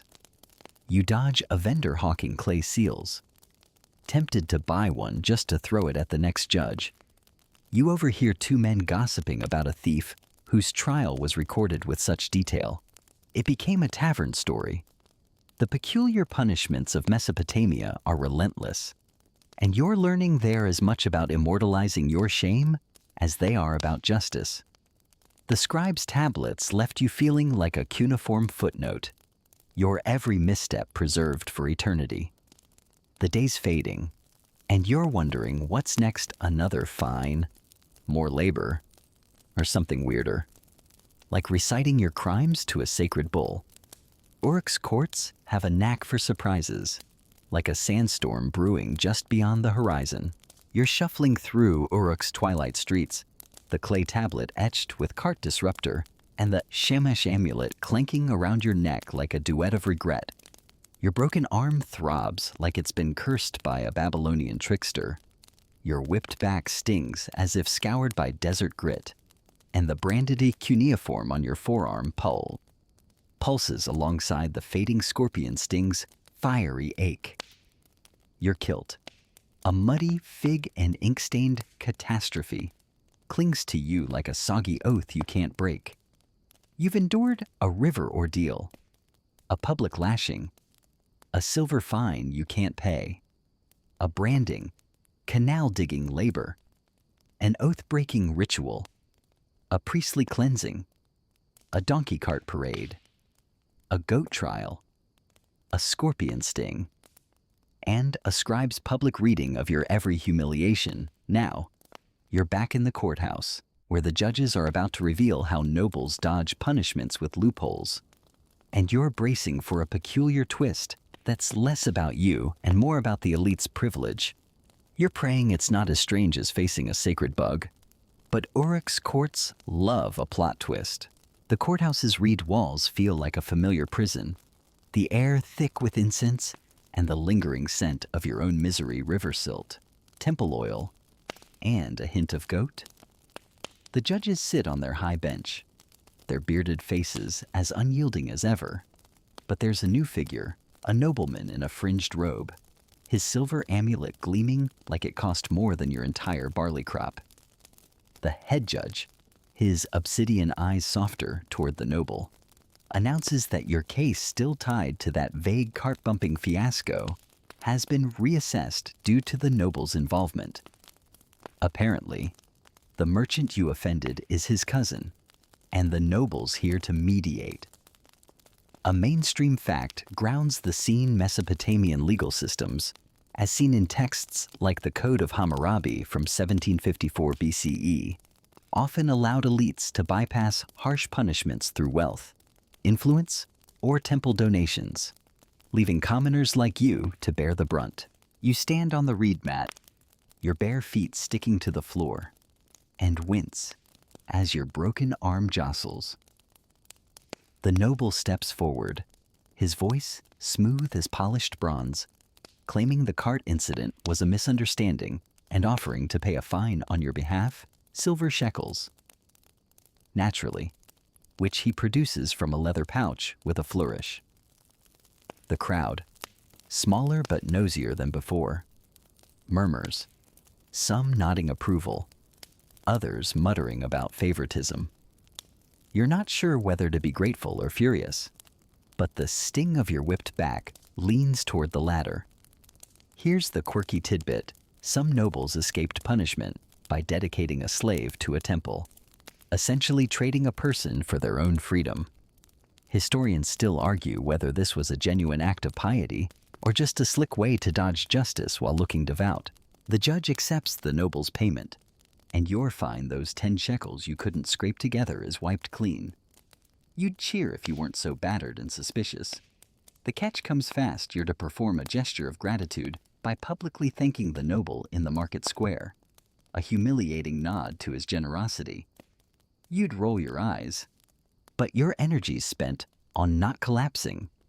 The scribe's here, his stylus scratching the noble's benevolence onto clay, probably adding a note about your begrudging bow for some future archaeologist to smirk over. You think back to the scribe's reading, where your every punishment was cataloged, and realize this gratitude stunt's just another public spectacle, less painful than a scorpion sting, but no less demeaning. You're led outside, the evening air cooler but still dusty, and marched to the square where a small crowd's gathered, chewing sesame cakes and eyeing you like a market oddity. The noble stands on a platform, his robe catching the torchlight, and you're nudged forward to speak. Your voice cracks, dry as the desert path you trudged during exile. As you mumble thanks for his mercy, the crowd claps politely, but you catch a few smirks. Everyone knows this is theater, not justice. Your kilt's a muddy, inky mess, and you're starting to smell like a mix of river silt, temple ash, and forced humility. The noble smiles, waving off your thanks like he's Shamash incarnate, and you're dismissed. You're whipped back screaming as you shuffle away. You dodge a vendor hawking clay seals, tempted to buy one just to chuck it at the next noble you see. You overhear 2 women gossiping about a priest who dodged a fine by donating a bull to the temple, leaving his servant to take the lash. The peculiar punishments of Mesopotamia are relentless, and you're learning they're as much about power as they are about justice. The noble's loopholes left you free of the fine, but tethered to his ego. Your gratitude, a public performance etched in clay. You think back to the woman with the amulet in the courthouse? She'd probably have outmaneuvered the noble with a smile. The day's fading, and you're wondering what's next: more labor, another ritual, or something weirder, like polishing the noble's sandals. Uruk's courts have a knack for surprises, like a sandstorm brewing just beyond the horizon. You're trudging through Uruk's torchlit streets, the clay tablet proclaiming cart disruptor, and the Shamash amulet clinking around your neck like a chorus of regret. Your broken arm throbs as if it's been personally slighted by a Mesopotamian deity. Your whipped back stings like it's been scrubbed with desert thorns, and the branded cuneiform on your forearm pulses beside the fading scorpion sting's angry heat. Your kilt, a muddy, fig and ink-stained disaster, clings to you like a soggy oath you can't escape.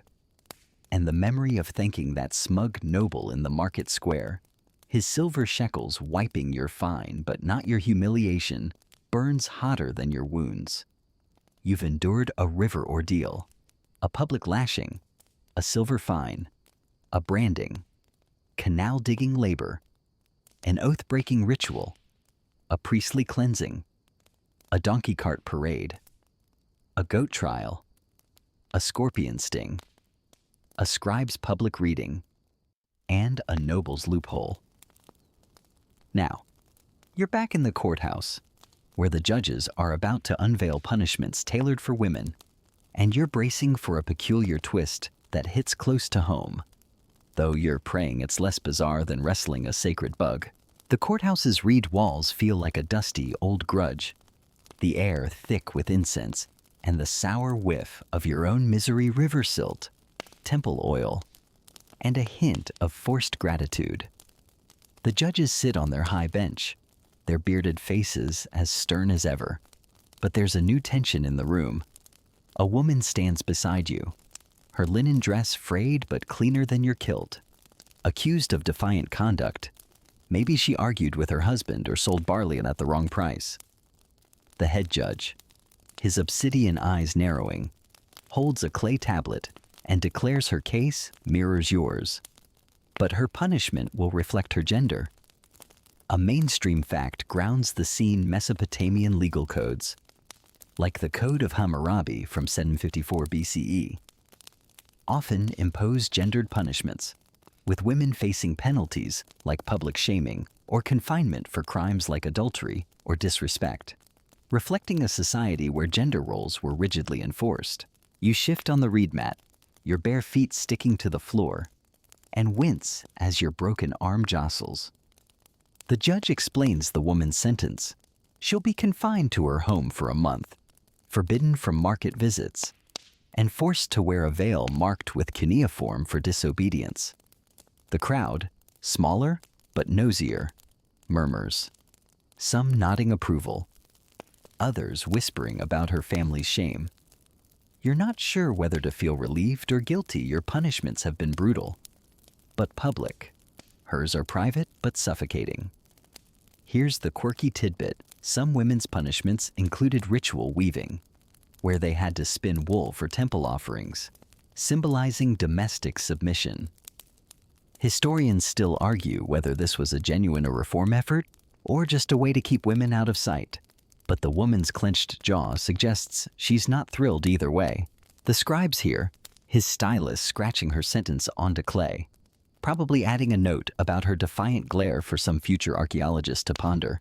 You're ordered to witness her sentencing as a lesson in communal order, and you stand silently, your whipped back screaming and your branded arm throbbing.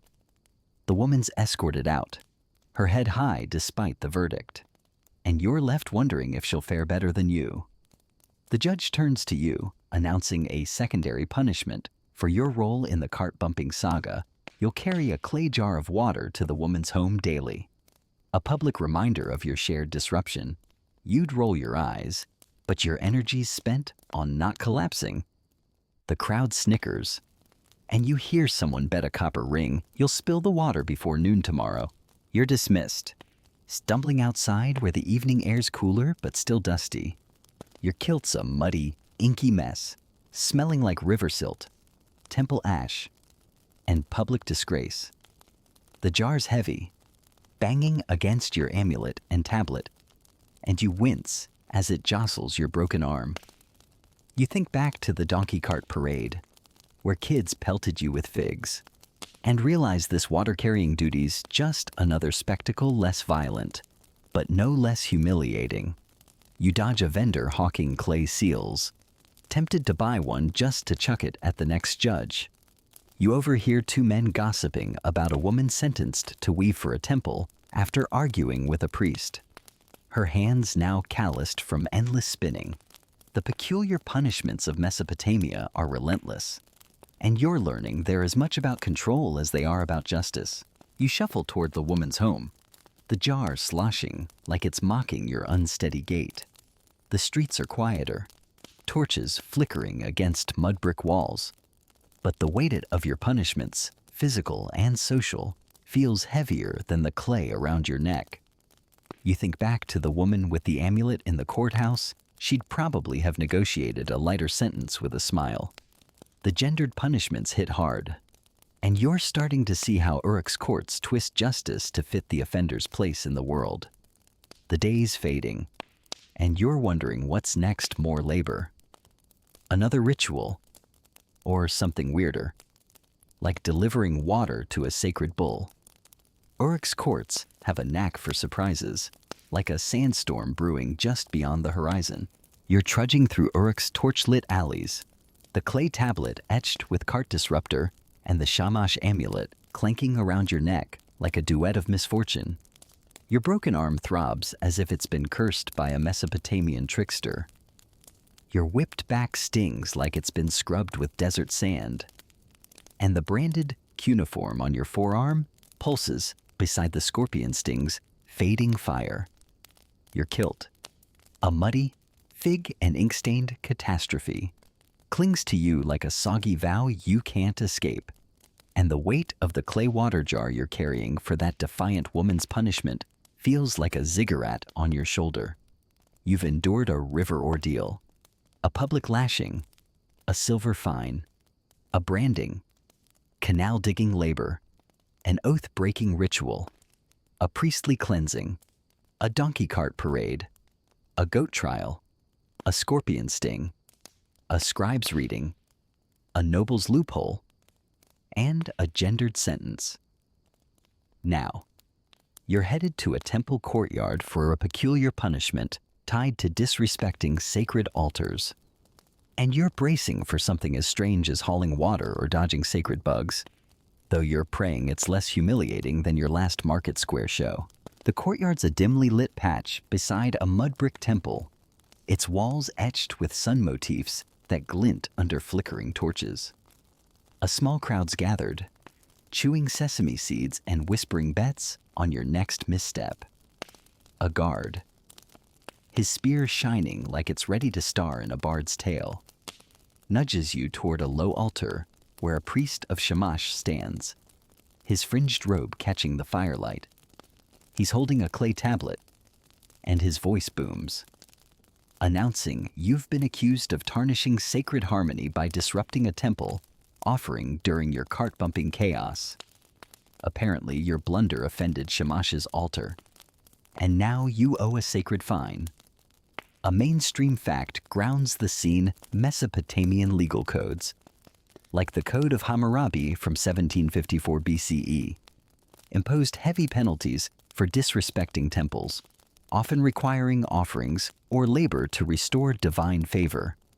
As temples were seen as the heart of cosmic order, you shift on the dirt floor, your bare feet gritty, and wince as your broken arm jostles under the jar's weight. The priest explains you'll pay a fine in barley 10 measures, enough to feed a family for weeks to be delivered to the temple granary. Since you're broke, you'll work it off by sweeping the temple courtyard for a month. A public act of atonement. You'd sigh, but your energy's spent on not dropping the jar. Here's the quirky tidbit. Some temple fines included symbolic offerings, like donating a clay figurine of yourself to be placed at the altar. as if Shamash needed a mini you to glare at. Historians still argue whether this was genuine devotion or just a way to keep offenders busy. But the priest's stern look suggests you're about to find out. You're led to the granary, a squat building smelling of grain and dust, where you hand over the water jar, your duty to the defiant woman done for today. The guard hands you a reed broom, its bristles worn like your patience, and points to the courtyard's expanse. You start sweeping, each stroke sending pain through your whipped back and branded arm. The crowd watches, some nodding approval, others betting a copper ring you'll collapse before dawn. You'd laugh if you weren't so busy dodging pebbles and trying not to cry. The scribe's here, his stylus scratching your latest penalty onto clay, probably noting your clumsy sweeping for some future archaeologist to chuckle over. You think back to the gendered punishment, where the woman faced confinement, and realize this temple labor's just another public spectacle less brutal, but no less demeaning. The courtyard's littered with dust, leaves, and the occasional date pit, making your task feel like herding scorpions. Torchlight flickers, casting shadows that dance like mocking spirits. You pass a clay altar, its surface etched with Shamash's symbol, and you're tempted to pray for a break. But your last run-in with sacred rituals left you chewing ash. The priest circles, muttering prayers, and you keep sweeping, your kilt collecting more dust like it's aiming for a record. You think back to the woman with the amulet in the courthouse. She'd probably have bribed the priest with a smile. Your kilt's a muddy, inky mess, smelling like river silt, temple oil, and public disgrace. And you're starting to feel like a walking clay tablet of bad choices. You overhear two men gossiping about a merchant fined for spilling wine on an altar, forced to donate a goat to appease Shamash. The peculiar punishments of Mesopotamia are relentless, and you're learning they're as much about divine control as they are about justice. The temple fines left you sweeping like a servant, your every move a reminder of your place in Uruk's cosmic order. The night's deepening, and you're wondering what's next: more labor, another ritual, or something weirder, like crafting a clay mini-you for Shamash's shelf. Uruk's courts have a knack for surprises, like a sandstorm brewing just beyond the horizon. You're sweeping the torchlit temple courtyard in Uruk, the reed broom scraping dust and date pits across the gritty ground, the clay tablet etched with cart disruptor and the Shamash amulet clank around your neck like a duet of disgrace, while your broken arm throbs like it's been cursed by a Mesopotamian mischief god. Your whipped back stings as if raked by desert winds, and the branded cuneiform on your forearm pulses beside the scorpion sting's fading heat. Your kilt, a muddy fig and ink stained wreck, clings to you like a soggy vow you can't escape, and the memory of hauling that water jar for the defiant woman's punishment feels like a lifetime ago. You've endured a river ordeal, a public lashing, a silver fine, a branding, canal digging labor, an oath-breaking ritual, a priestly cleansing, a donkey cart parade, a goat trial, a scorpion sting, a scribe's reading, a noble's loophole, a gendered sentence, and now this temple-sweeping labor for disrespecting an altar. You're being marched to the palace gates, where whispers of royal mercy, a peculiar twist in Uruk's justice system, offer a glimmer of hope, though you're bracing for another strange catch. The palace looms, its mud brick walls towering under flickering torches, adorned with lion reliefs that seem to judge your every step. A small crowd's gathered, chewing sesame seeds and betting on whether you'll grovel convincingly. A guard, his spear glinting like it's ready to star in a bard's tale, nudges you toward a stone platform where a royal official stands, his robe embroidered with gold threads that mock your tattered kilt. He holds a clay tablet, announcing that your persistent disruption still tied to that vague cart-bumping fiasco, has reached the king's ears. You're to plead for mercy, a rare chance to escape further punishment.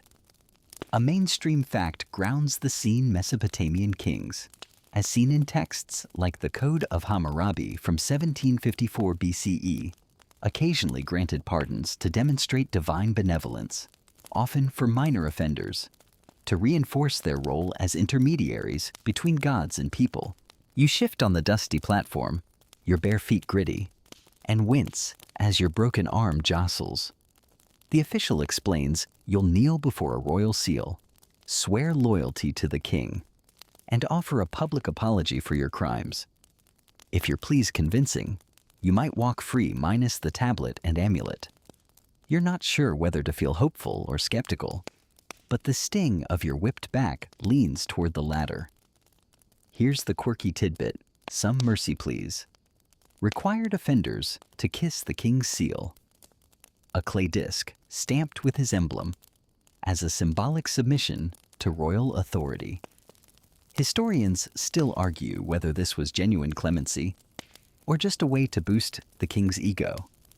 But the official's stern look suggests you'd better pucker up.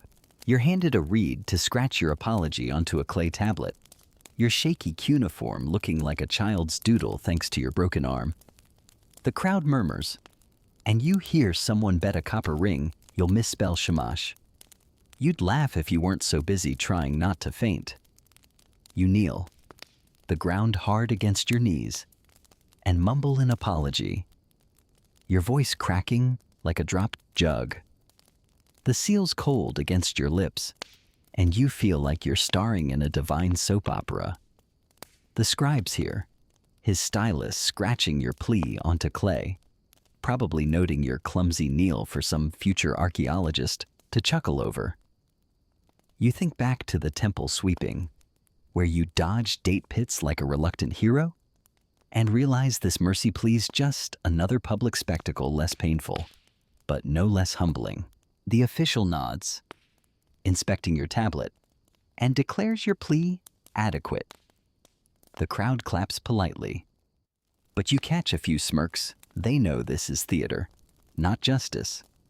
The tablet and amulet are removed, a fleeting relief. But you're ordered to serve a week as a palace water carrier to prove your loyalty. You'd roll your eyes, but your energy's spent on not collapsing. Your kilt's a muddy, inky mess, smelling like river silt, temple dust, and public disgrace, and you're starting to feel like a walking cuneiform footnote. You think back to the woman with the amulet in the courthouse. She'd probably have charmed the official into a full pardon. The guard leads you to the palace well, where you'll haul water under torchlight, your whipped back screaming with every lift. You dodge a vendor hawking clay seals, tempted to buy one just to chuck it at the next official. You overhear two men gossiping about a thief pardoned after kissing the king's seal, only to be caught stealing dates a week later. The peculiar punishments of Mesopotamia are relentless, and you're learning they're as much about power as they are about justice. The royal mercies left you free of the tablet but tethered to the palace. Your every move a reminder of the king's benevolence. The night's deepening, and you're wondering what's next: more labor, another ritual, or something weirder, like polishing the king's sandals. Uruk's courts have a knack for surprises, like a sandstorm brewing just beyond the horizon.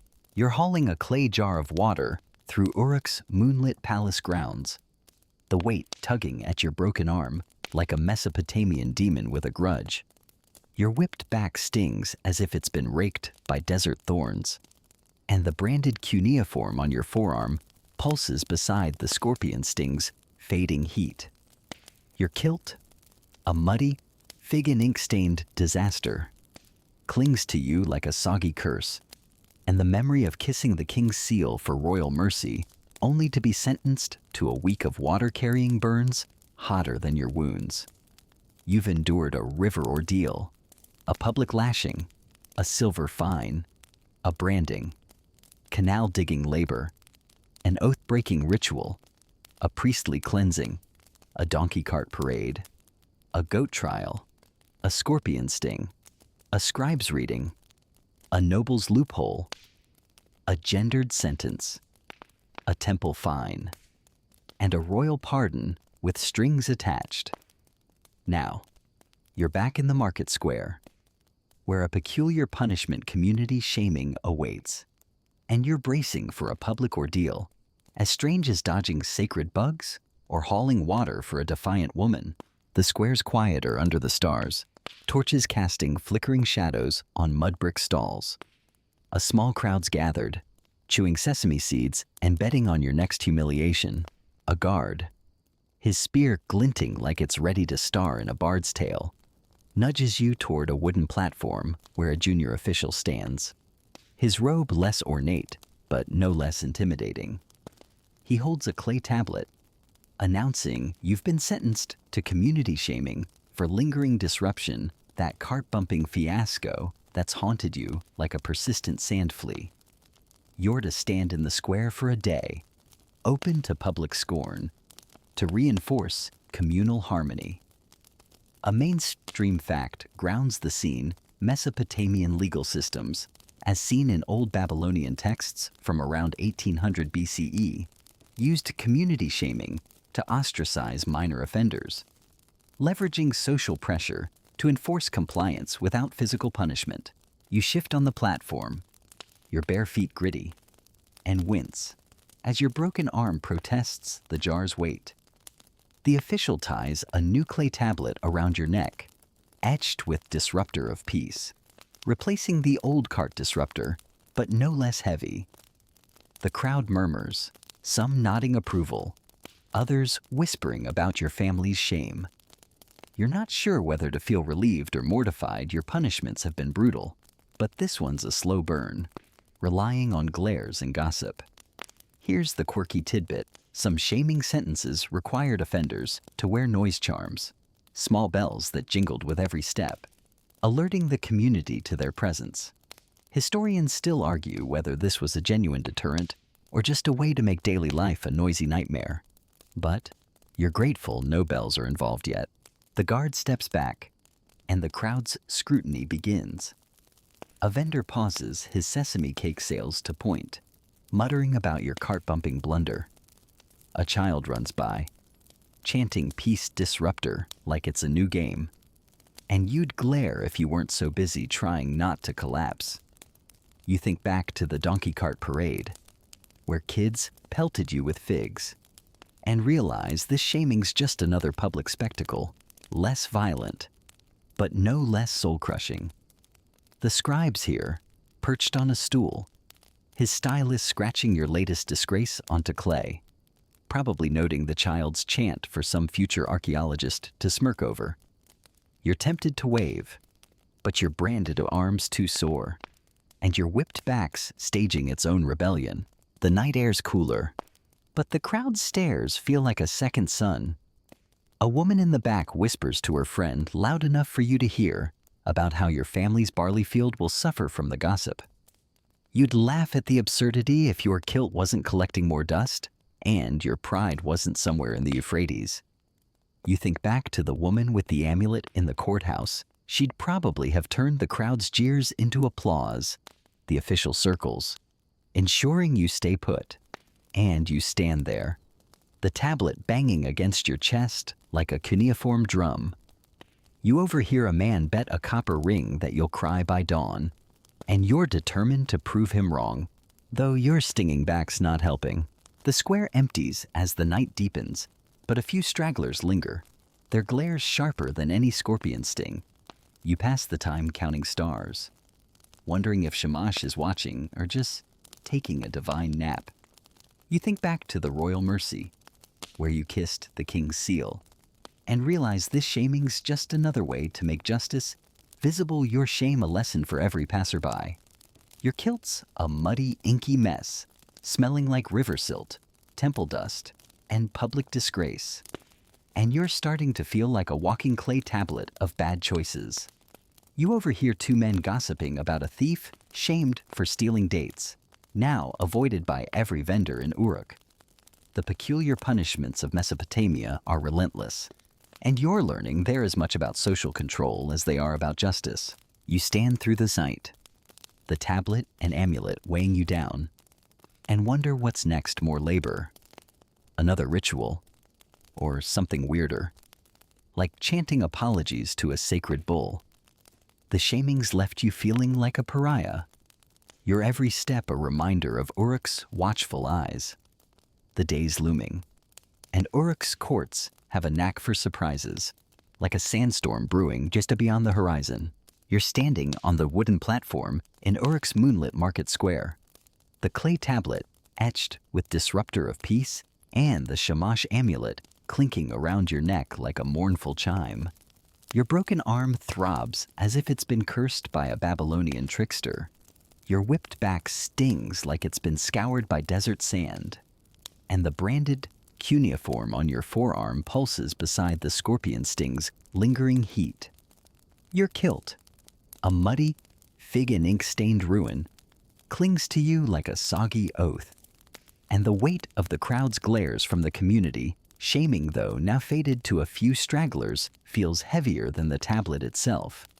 You've endured a river ordeal, a public lashing, a silver fine, a branding, canal-digging labor, an oath-breaking ritual, a priestly cleansing, a donkey cart parade, a goat trial, a scorpion sting, a scribe's reading, a noble's loophole, a gendered sentence, a temple fine, a royal pardon, and public ostracism. Now, you're being marched to a dusty courtyard for a peculiar punishment: debt slavery, and you're bracing for a fate as strange as dodging sacred bugs or chanting to a goat. Though you're praying it's less soul-crushing than standing as Uruk's pariah. The courtyard's a grim patch beside a merchant's mud brick warehouse, its walls etched with faint cuneiform tallies of grain and silver. A small crowd's gathered under torchlight, chewing sesame seeds and betting on your endurance. A guard, his spear glinting like it's ready to star in a bard's epic, nudges you toward a low platform where a junior official stands, his robe dusted with desert grit. He holds a clay tablet, announcing that your unpaid silver fine, those 10 shekels you couldn't scrape together, has escalated to debt slavery. You're to serve the merchant whose cart you bumped for a month, hauling goods and cleaning his stalls. A mainstream fact grounds the scene Mesopotamian legal codes, like the Code of Hammurabi from 1754 BCE, often sentenced debtors to temporary slavery, requiring labor to repay fines or loans, a practice meant to restore economic balance while punishing the offender. You shift on the dirt floor, your bare feet gritty, and wince as your broken arm protests. The official explains you'll be bound to the merchant's household, working from dawn to dusk until the debt's cleared. Your family's barley field, already strained, might not survive your absence. And you're not sure if you're more afraid of the labor or the merchant's smug grin. Here's the quirky tidbit. Some debt slaves were given tally sticks, wooden rods notched with their debt, carried as a constant reminder of their servitude. Historians still argue whether this was a practical accounting tool or just a way to rub salt in the wound. But the official's nod toward a notched stick on the platform suggests you're about to find out. You're handed the stick, its rough edges digging into your palm, and the guard ties a rope around your wrist, linking you to the merchant's cart like a human donkey. The crowd murmurs, some nodding approval, others whispering about your family's shame. You'd roll your eyes, but your energy's spent on not collapsing. The scribe's here, his stylus scratching your latest penalty onto clay, probably noting your grimace for some future archaeologist to chuckle over. You think back to the community shaming, where kids chanted peace disruptor, and realize this debt slavery's just another public spectacle, less public, but no less demeaning. The merchant, a wiry man with a beard like a bad broom, smirks and tugs the rope, leading you to his warehouse. Your whipped back screams with every step, and your branded arm throbs like it's keeping time. You're set to work hauling sacks of barley, each one heavier than your questionable goat back home. The warehouse smells of grain and dust, and you stumble, your broken arm making every lift a comedy of pain. The crowd's gone, but the merchant's apprentices watch, snickering as you fumble. You'd laugh if you weren't so busy trying not to cry. You think back to the woman with the amulet in the courthouse. She'd probably have bartered her way out of this with a smile. Your kilt's a muddy, inky mess, smelling like river silt, temple dust, and public disgrace. And you're starting to feel like a walking cuneiform footnote. You overhear two apprentices gossiping about a debtor who worked off a fine only to owe more for damaged goods. The peculiar punishments of Mesopotamia are relentless, and you're learning they're as much about control as they are about justice. You haul another sack, the tally stick banging against your thigh, and wonder if you'll ever see your field again. The merchant's voice, sharp as a scorpion's sting, barks orders, and you keep moving, each step a reminder of your debt. The night's deepening, and you're wondering what's next: more labor, another ritual, or something weirder like scrubbing the merchant's sandals. The debt slavery's left you feeling like a notched stick, your worth measured in barley and sweat. Uruk's courts have a knack for surprises, like a sandstorm brewing just beyond the horizon. You're hauling barley sacks in the merchant's dimly lit warehouse in Uruk, the notched tally stick tied to your wrist rubbing like a wooden grudge. Your broken arm throbs as if cursed by a Mesopotamian mischief god. Your whipped back stings like it's been raked by desert thorns, and the branded cuneiform on your forearm pulses beside the scorpion sting's fading fire. Your kilt, a muddy fig and ink-stained wreck, clings to you like a soggy oath, and the weight of debt slavery, your punishment for that unpaid silver fine, feels heavier than the sacks you're lugging. You've endured a river ordeal, a public lashing, a fine, a branding, canal-digging labor, an oath-breaking ritual, a priestly cleansing, a donkey cart parade, a goat trial, a scorpion sting, a scribe's reading, a noble's loophole, a gendered sentence, a temple fine, a royal pardon, community shaming, and now this servitude. You're being marched to a tavern courtyard where whispers of nocturnal punishments, peculiar tales told in hushed tones await. And you're bracing for something as strange as hauling water or dodging sacred bugs, though you're praying it's less soul-crushing than your current grind.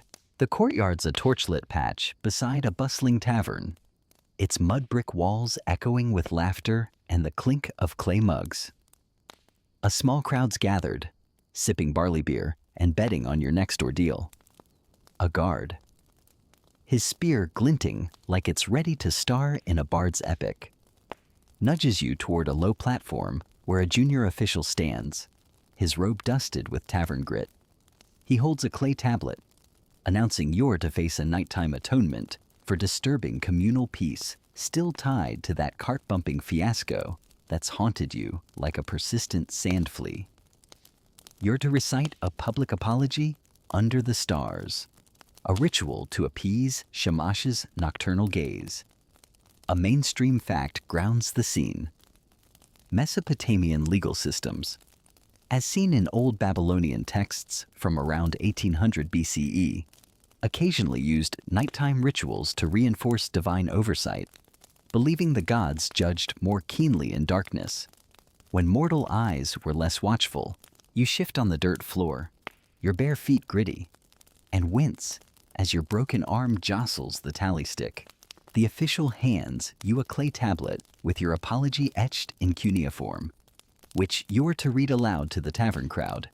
Your voice, dry as the desert path you trudged during exile, cracks as you begin, stumbling over words like harmony and repentance. The crowd snickers, and you hear someone bet a copper ring you'll mispronounce Shamash.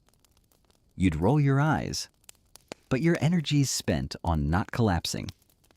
Here's the quirky tidbit. Some nighttime atonements required offenders to hold a lit oil lamp, symbolizing Shamash's light, piercing their guilt. Historians still argue whether this was a spiritual act or just a way to make you sweat under a flame. But the official's nod toward a flickering lamp suggests you're about to find out. You're handed the lamp, its heat licking your branded arm, and you recite, the words tasting like the bitter ash from your oath-breaking ritual. The crowd's murmurs fade, replaced by the tavern's hum and the distant bray of a donkey. You think back to the community shaming, where kids chanted Peace Disruptor, and realize this nighttime apology's just another public spectacle less brutal, but no less humbling.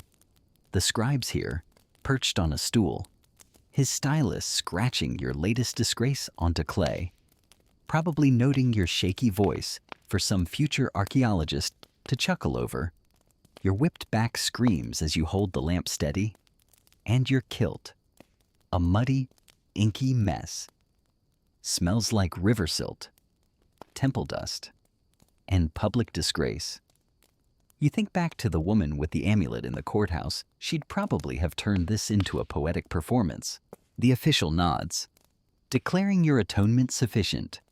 But you're to continue water carrying for the merchant by day, ensuring your debt and shame linger. The crowd claps, some tossing date pits that clip your kilt, adding to its growing stain collection. You're dismissed, stumbling off the platform, the lamp's heat still warming your branded arm. You dodge a vendor hawking clay mugs, tempted to buy one just to chuck it at the next official. You overhear two men gossiping about a thief who recited apologies nightly, only to be caught stealing beer afterward. The peculiar punishments of Mesopotamia are relentless, and you're learning there as much about divine theater as they are about justice. You shuffle toward the merchant's warehouse, the tally stick banging against your wrist, and wonder if you'll ever see your barley field again. The night's cool, but the weight of your punishments, physical and social, feels heavier than the clay tablet you once wore. The nighttime atonements left you feeling like a flickering lamp, your every word a reminder of Uruk's watchful gods. You're wondering what's next, more labor, another ritual, or something weirder, like chanting to a sacred bull under moonlight. Uruk's courts have a knack for surprises, like a sandstorm brewing just beyond the horizon. You're trudging back to the merchant's warehouse under Uruk's starry sky, the notched tally stick tied to your wrist chafing like a wooden curse. Your broken arm throbs as if it's been hexed by a Mesopotamian mischief god. Your whipped back stings like it's been scoured by desert winds, and the branded cuneiform on your forearm pulses beside the scorpion sting's fading heat. Your kilt, a muddy fig and ink-stained catastrophe, clings to you like a soggy vow, and the memory of reciting that nighttime apology in the tavern courtyard, holding a flickering lamp while the crowd-tossed date pits burns hotter than your wounds.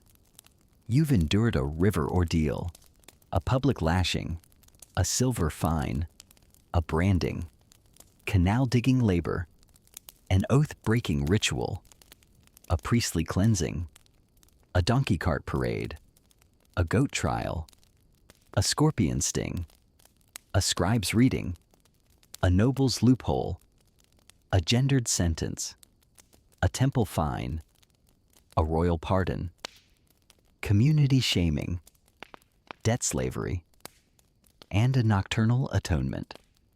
Now, you're summoned to a temple archive, where a peculiar punishment tied to forgotten verdicts awaits, and you're bracing for something as strange as chanting under starlight or dodging sacred bugs, though you're praying it's less humiliating than your tavern performance.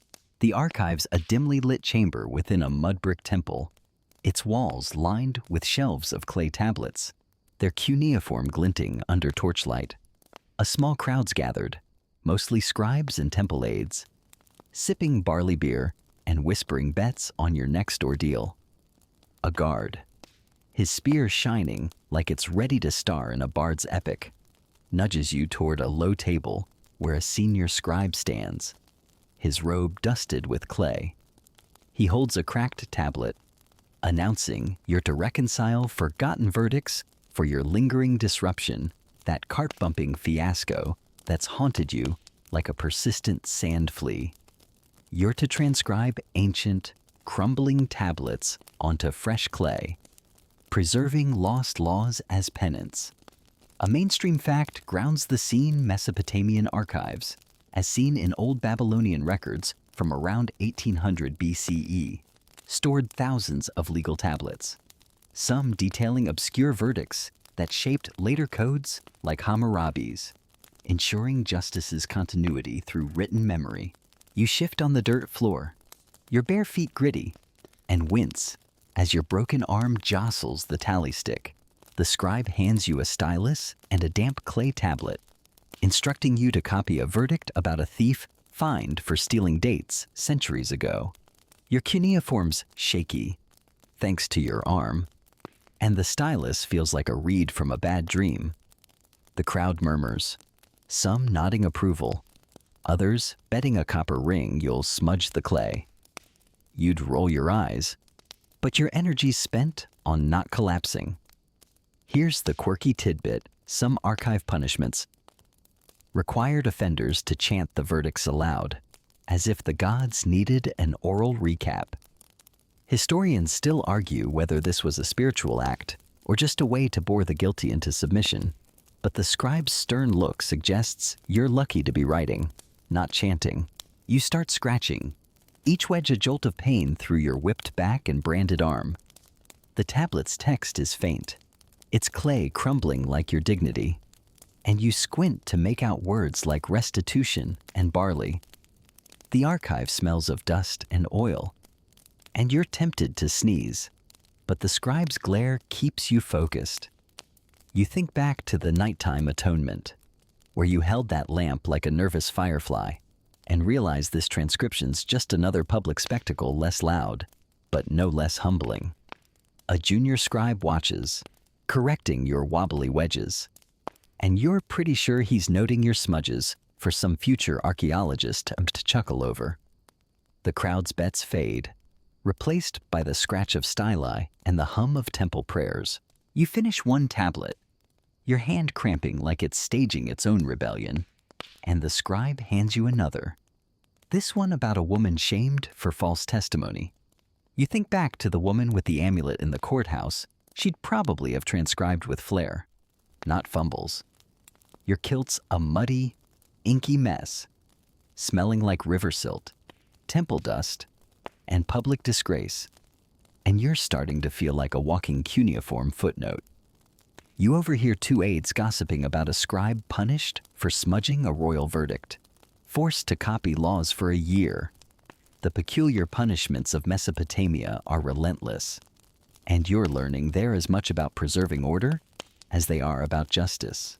You keep writing, the torchlight flickering like Shamash's judgmental gaze, and wonder if you'll ever see your barley field again. The tally stick bangs against your wrist, a reminder of your debt slavery, and you're bracing for what's next: more labor, another ritual, or something weirder, like reciting lost laws to a sacred bull. The archives left you feeling like a cracked tablet, your every wedge a testament to Uruk's relentless courts. The night's deepening, and you're wondering if the day's final punishment will be as strange as the ones before, like a sandstorm brewing just beyond the horizon. You're hunched over a damp clay tablet in Uruk's torchlit temple archive, the stylus trembling in your hand as you etch cuneiform that looks more like a child's doodle than a legal verdict. Your broken arm throbs like it's been hexed by a Mesopotamian trickster. Your whipped back stings as if scoured by desert winds, and the branded cuneiform on your forearm pulses alongside the scorpion sting's fading fire. Your kilt, a muddy fig and ink-stained ruin, clings to you like a soggy curse, and the notched tally stick tied to your wrist chafes like a wooden reminder of your debt slavery. You've endured a river ordeal, a public lashing, a silver fine, a branding, canal-digging labor, an oath-breaking ritual, a priestly cleansing, a donkey cart parade, a goat trial, a scorpion sting, a scribe's reading, a noble's loophole, a gendered sentence, a temple fine, a royal pardon, community shaming, debt slavery, a nighttime atonement, and transcribing forgotten verdicts. Now, as the night deepens, you're led to a quiet temple courtyard to reflect on justice's weight, a peculiar yiza in Uruk's relentless punishment parade. And you're bracing for a moment that's less about pain and more about the city's fading hum. The courtyard's a serene patch beside the temple, its mud brick walls etched with faint sun motifs glowing under a single torch.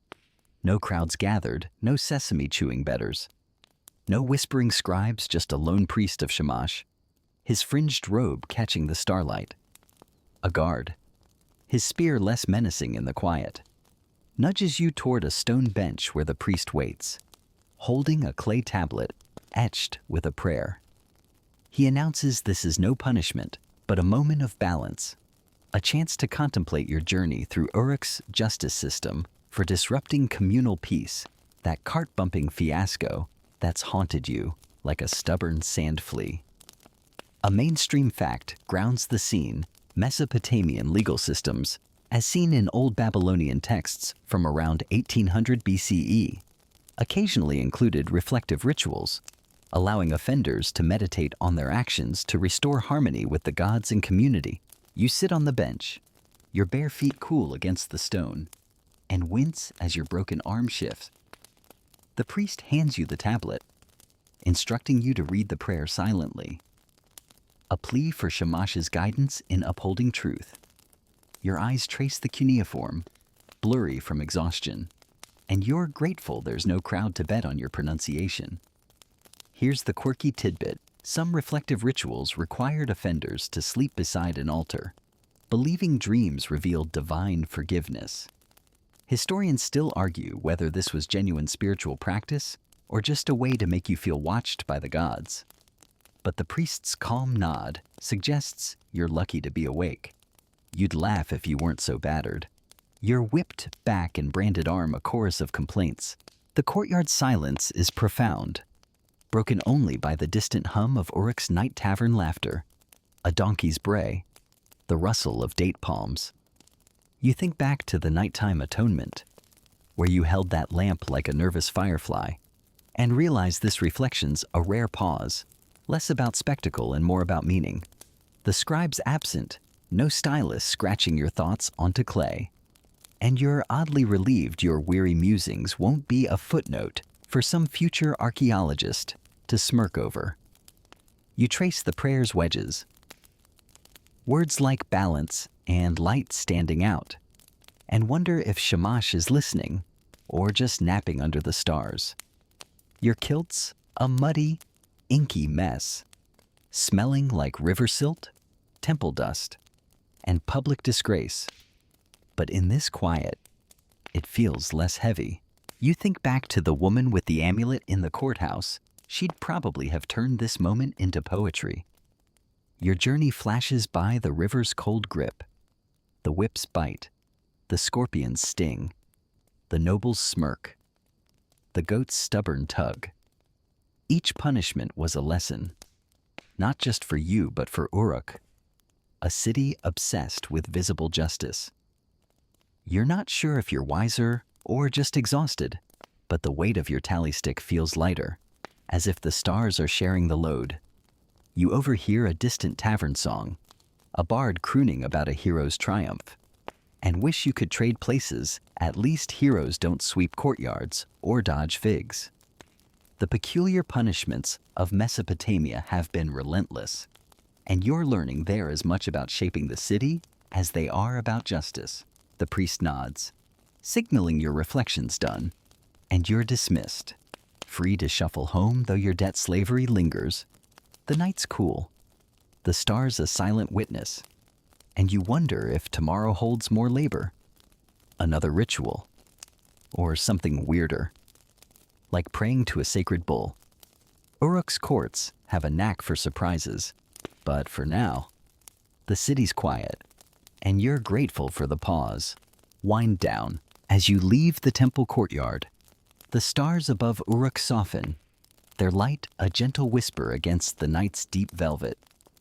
The city's hum fades, tavern songs hush, donkeys settle, and the Euphrates murmurs a lullaby of silt and time. Your broken arm rests easier now, its ache a distant echo, and your whipped back feels lighter, as if the cool air has smoothed its scars. The tally stick sways at your wrist, no longer a chain, but a quiet reminder of a day endured. Your kilt, though tattered, wraps you in the warmth of survival. Its stains a map of lessons learned. You shuffle home, the streets empty, the torches dim, each step a soft promise of rest.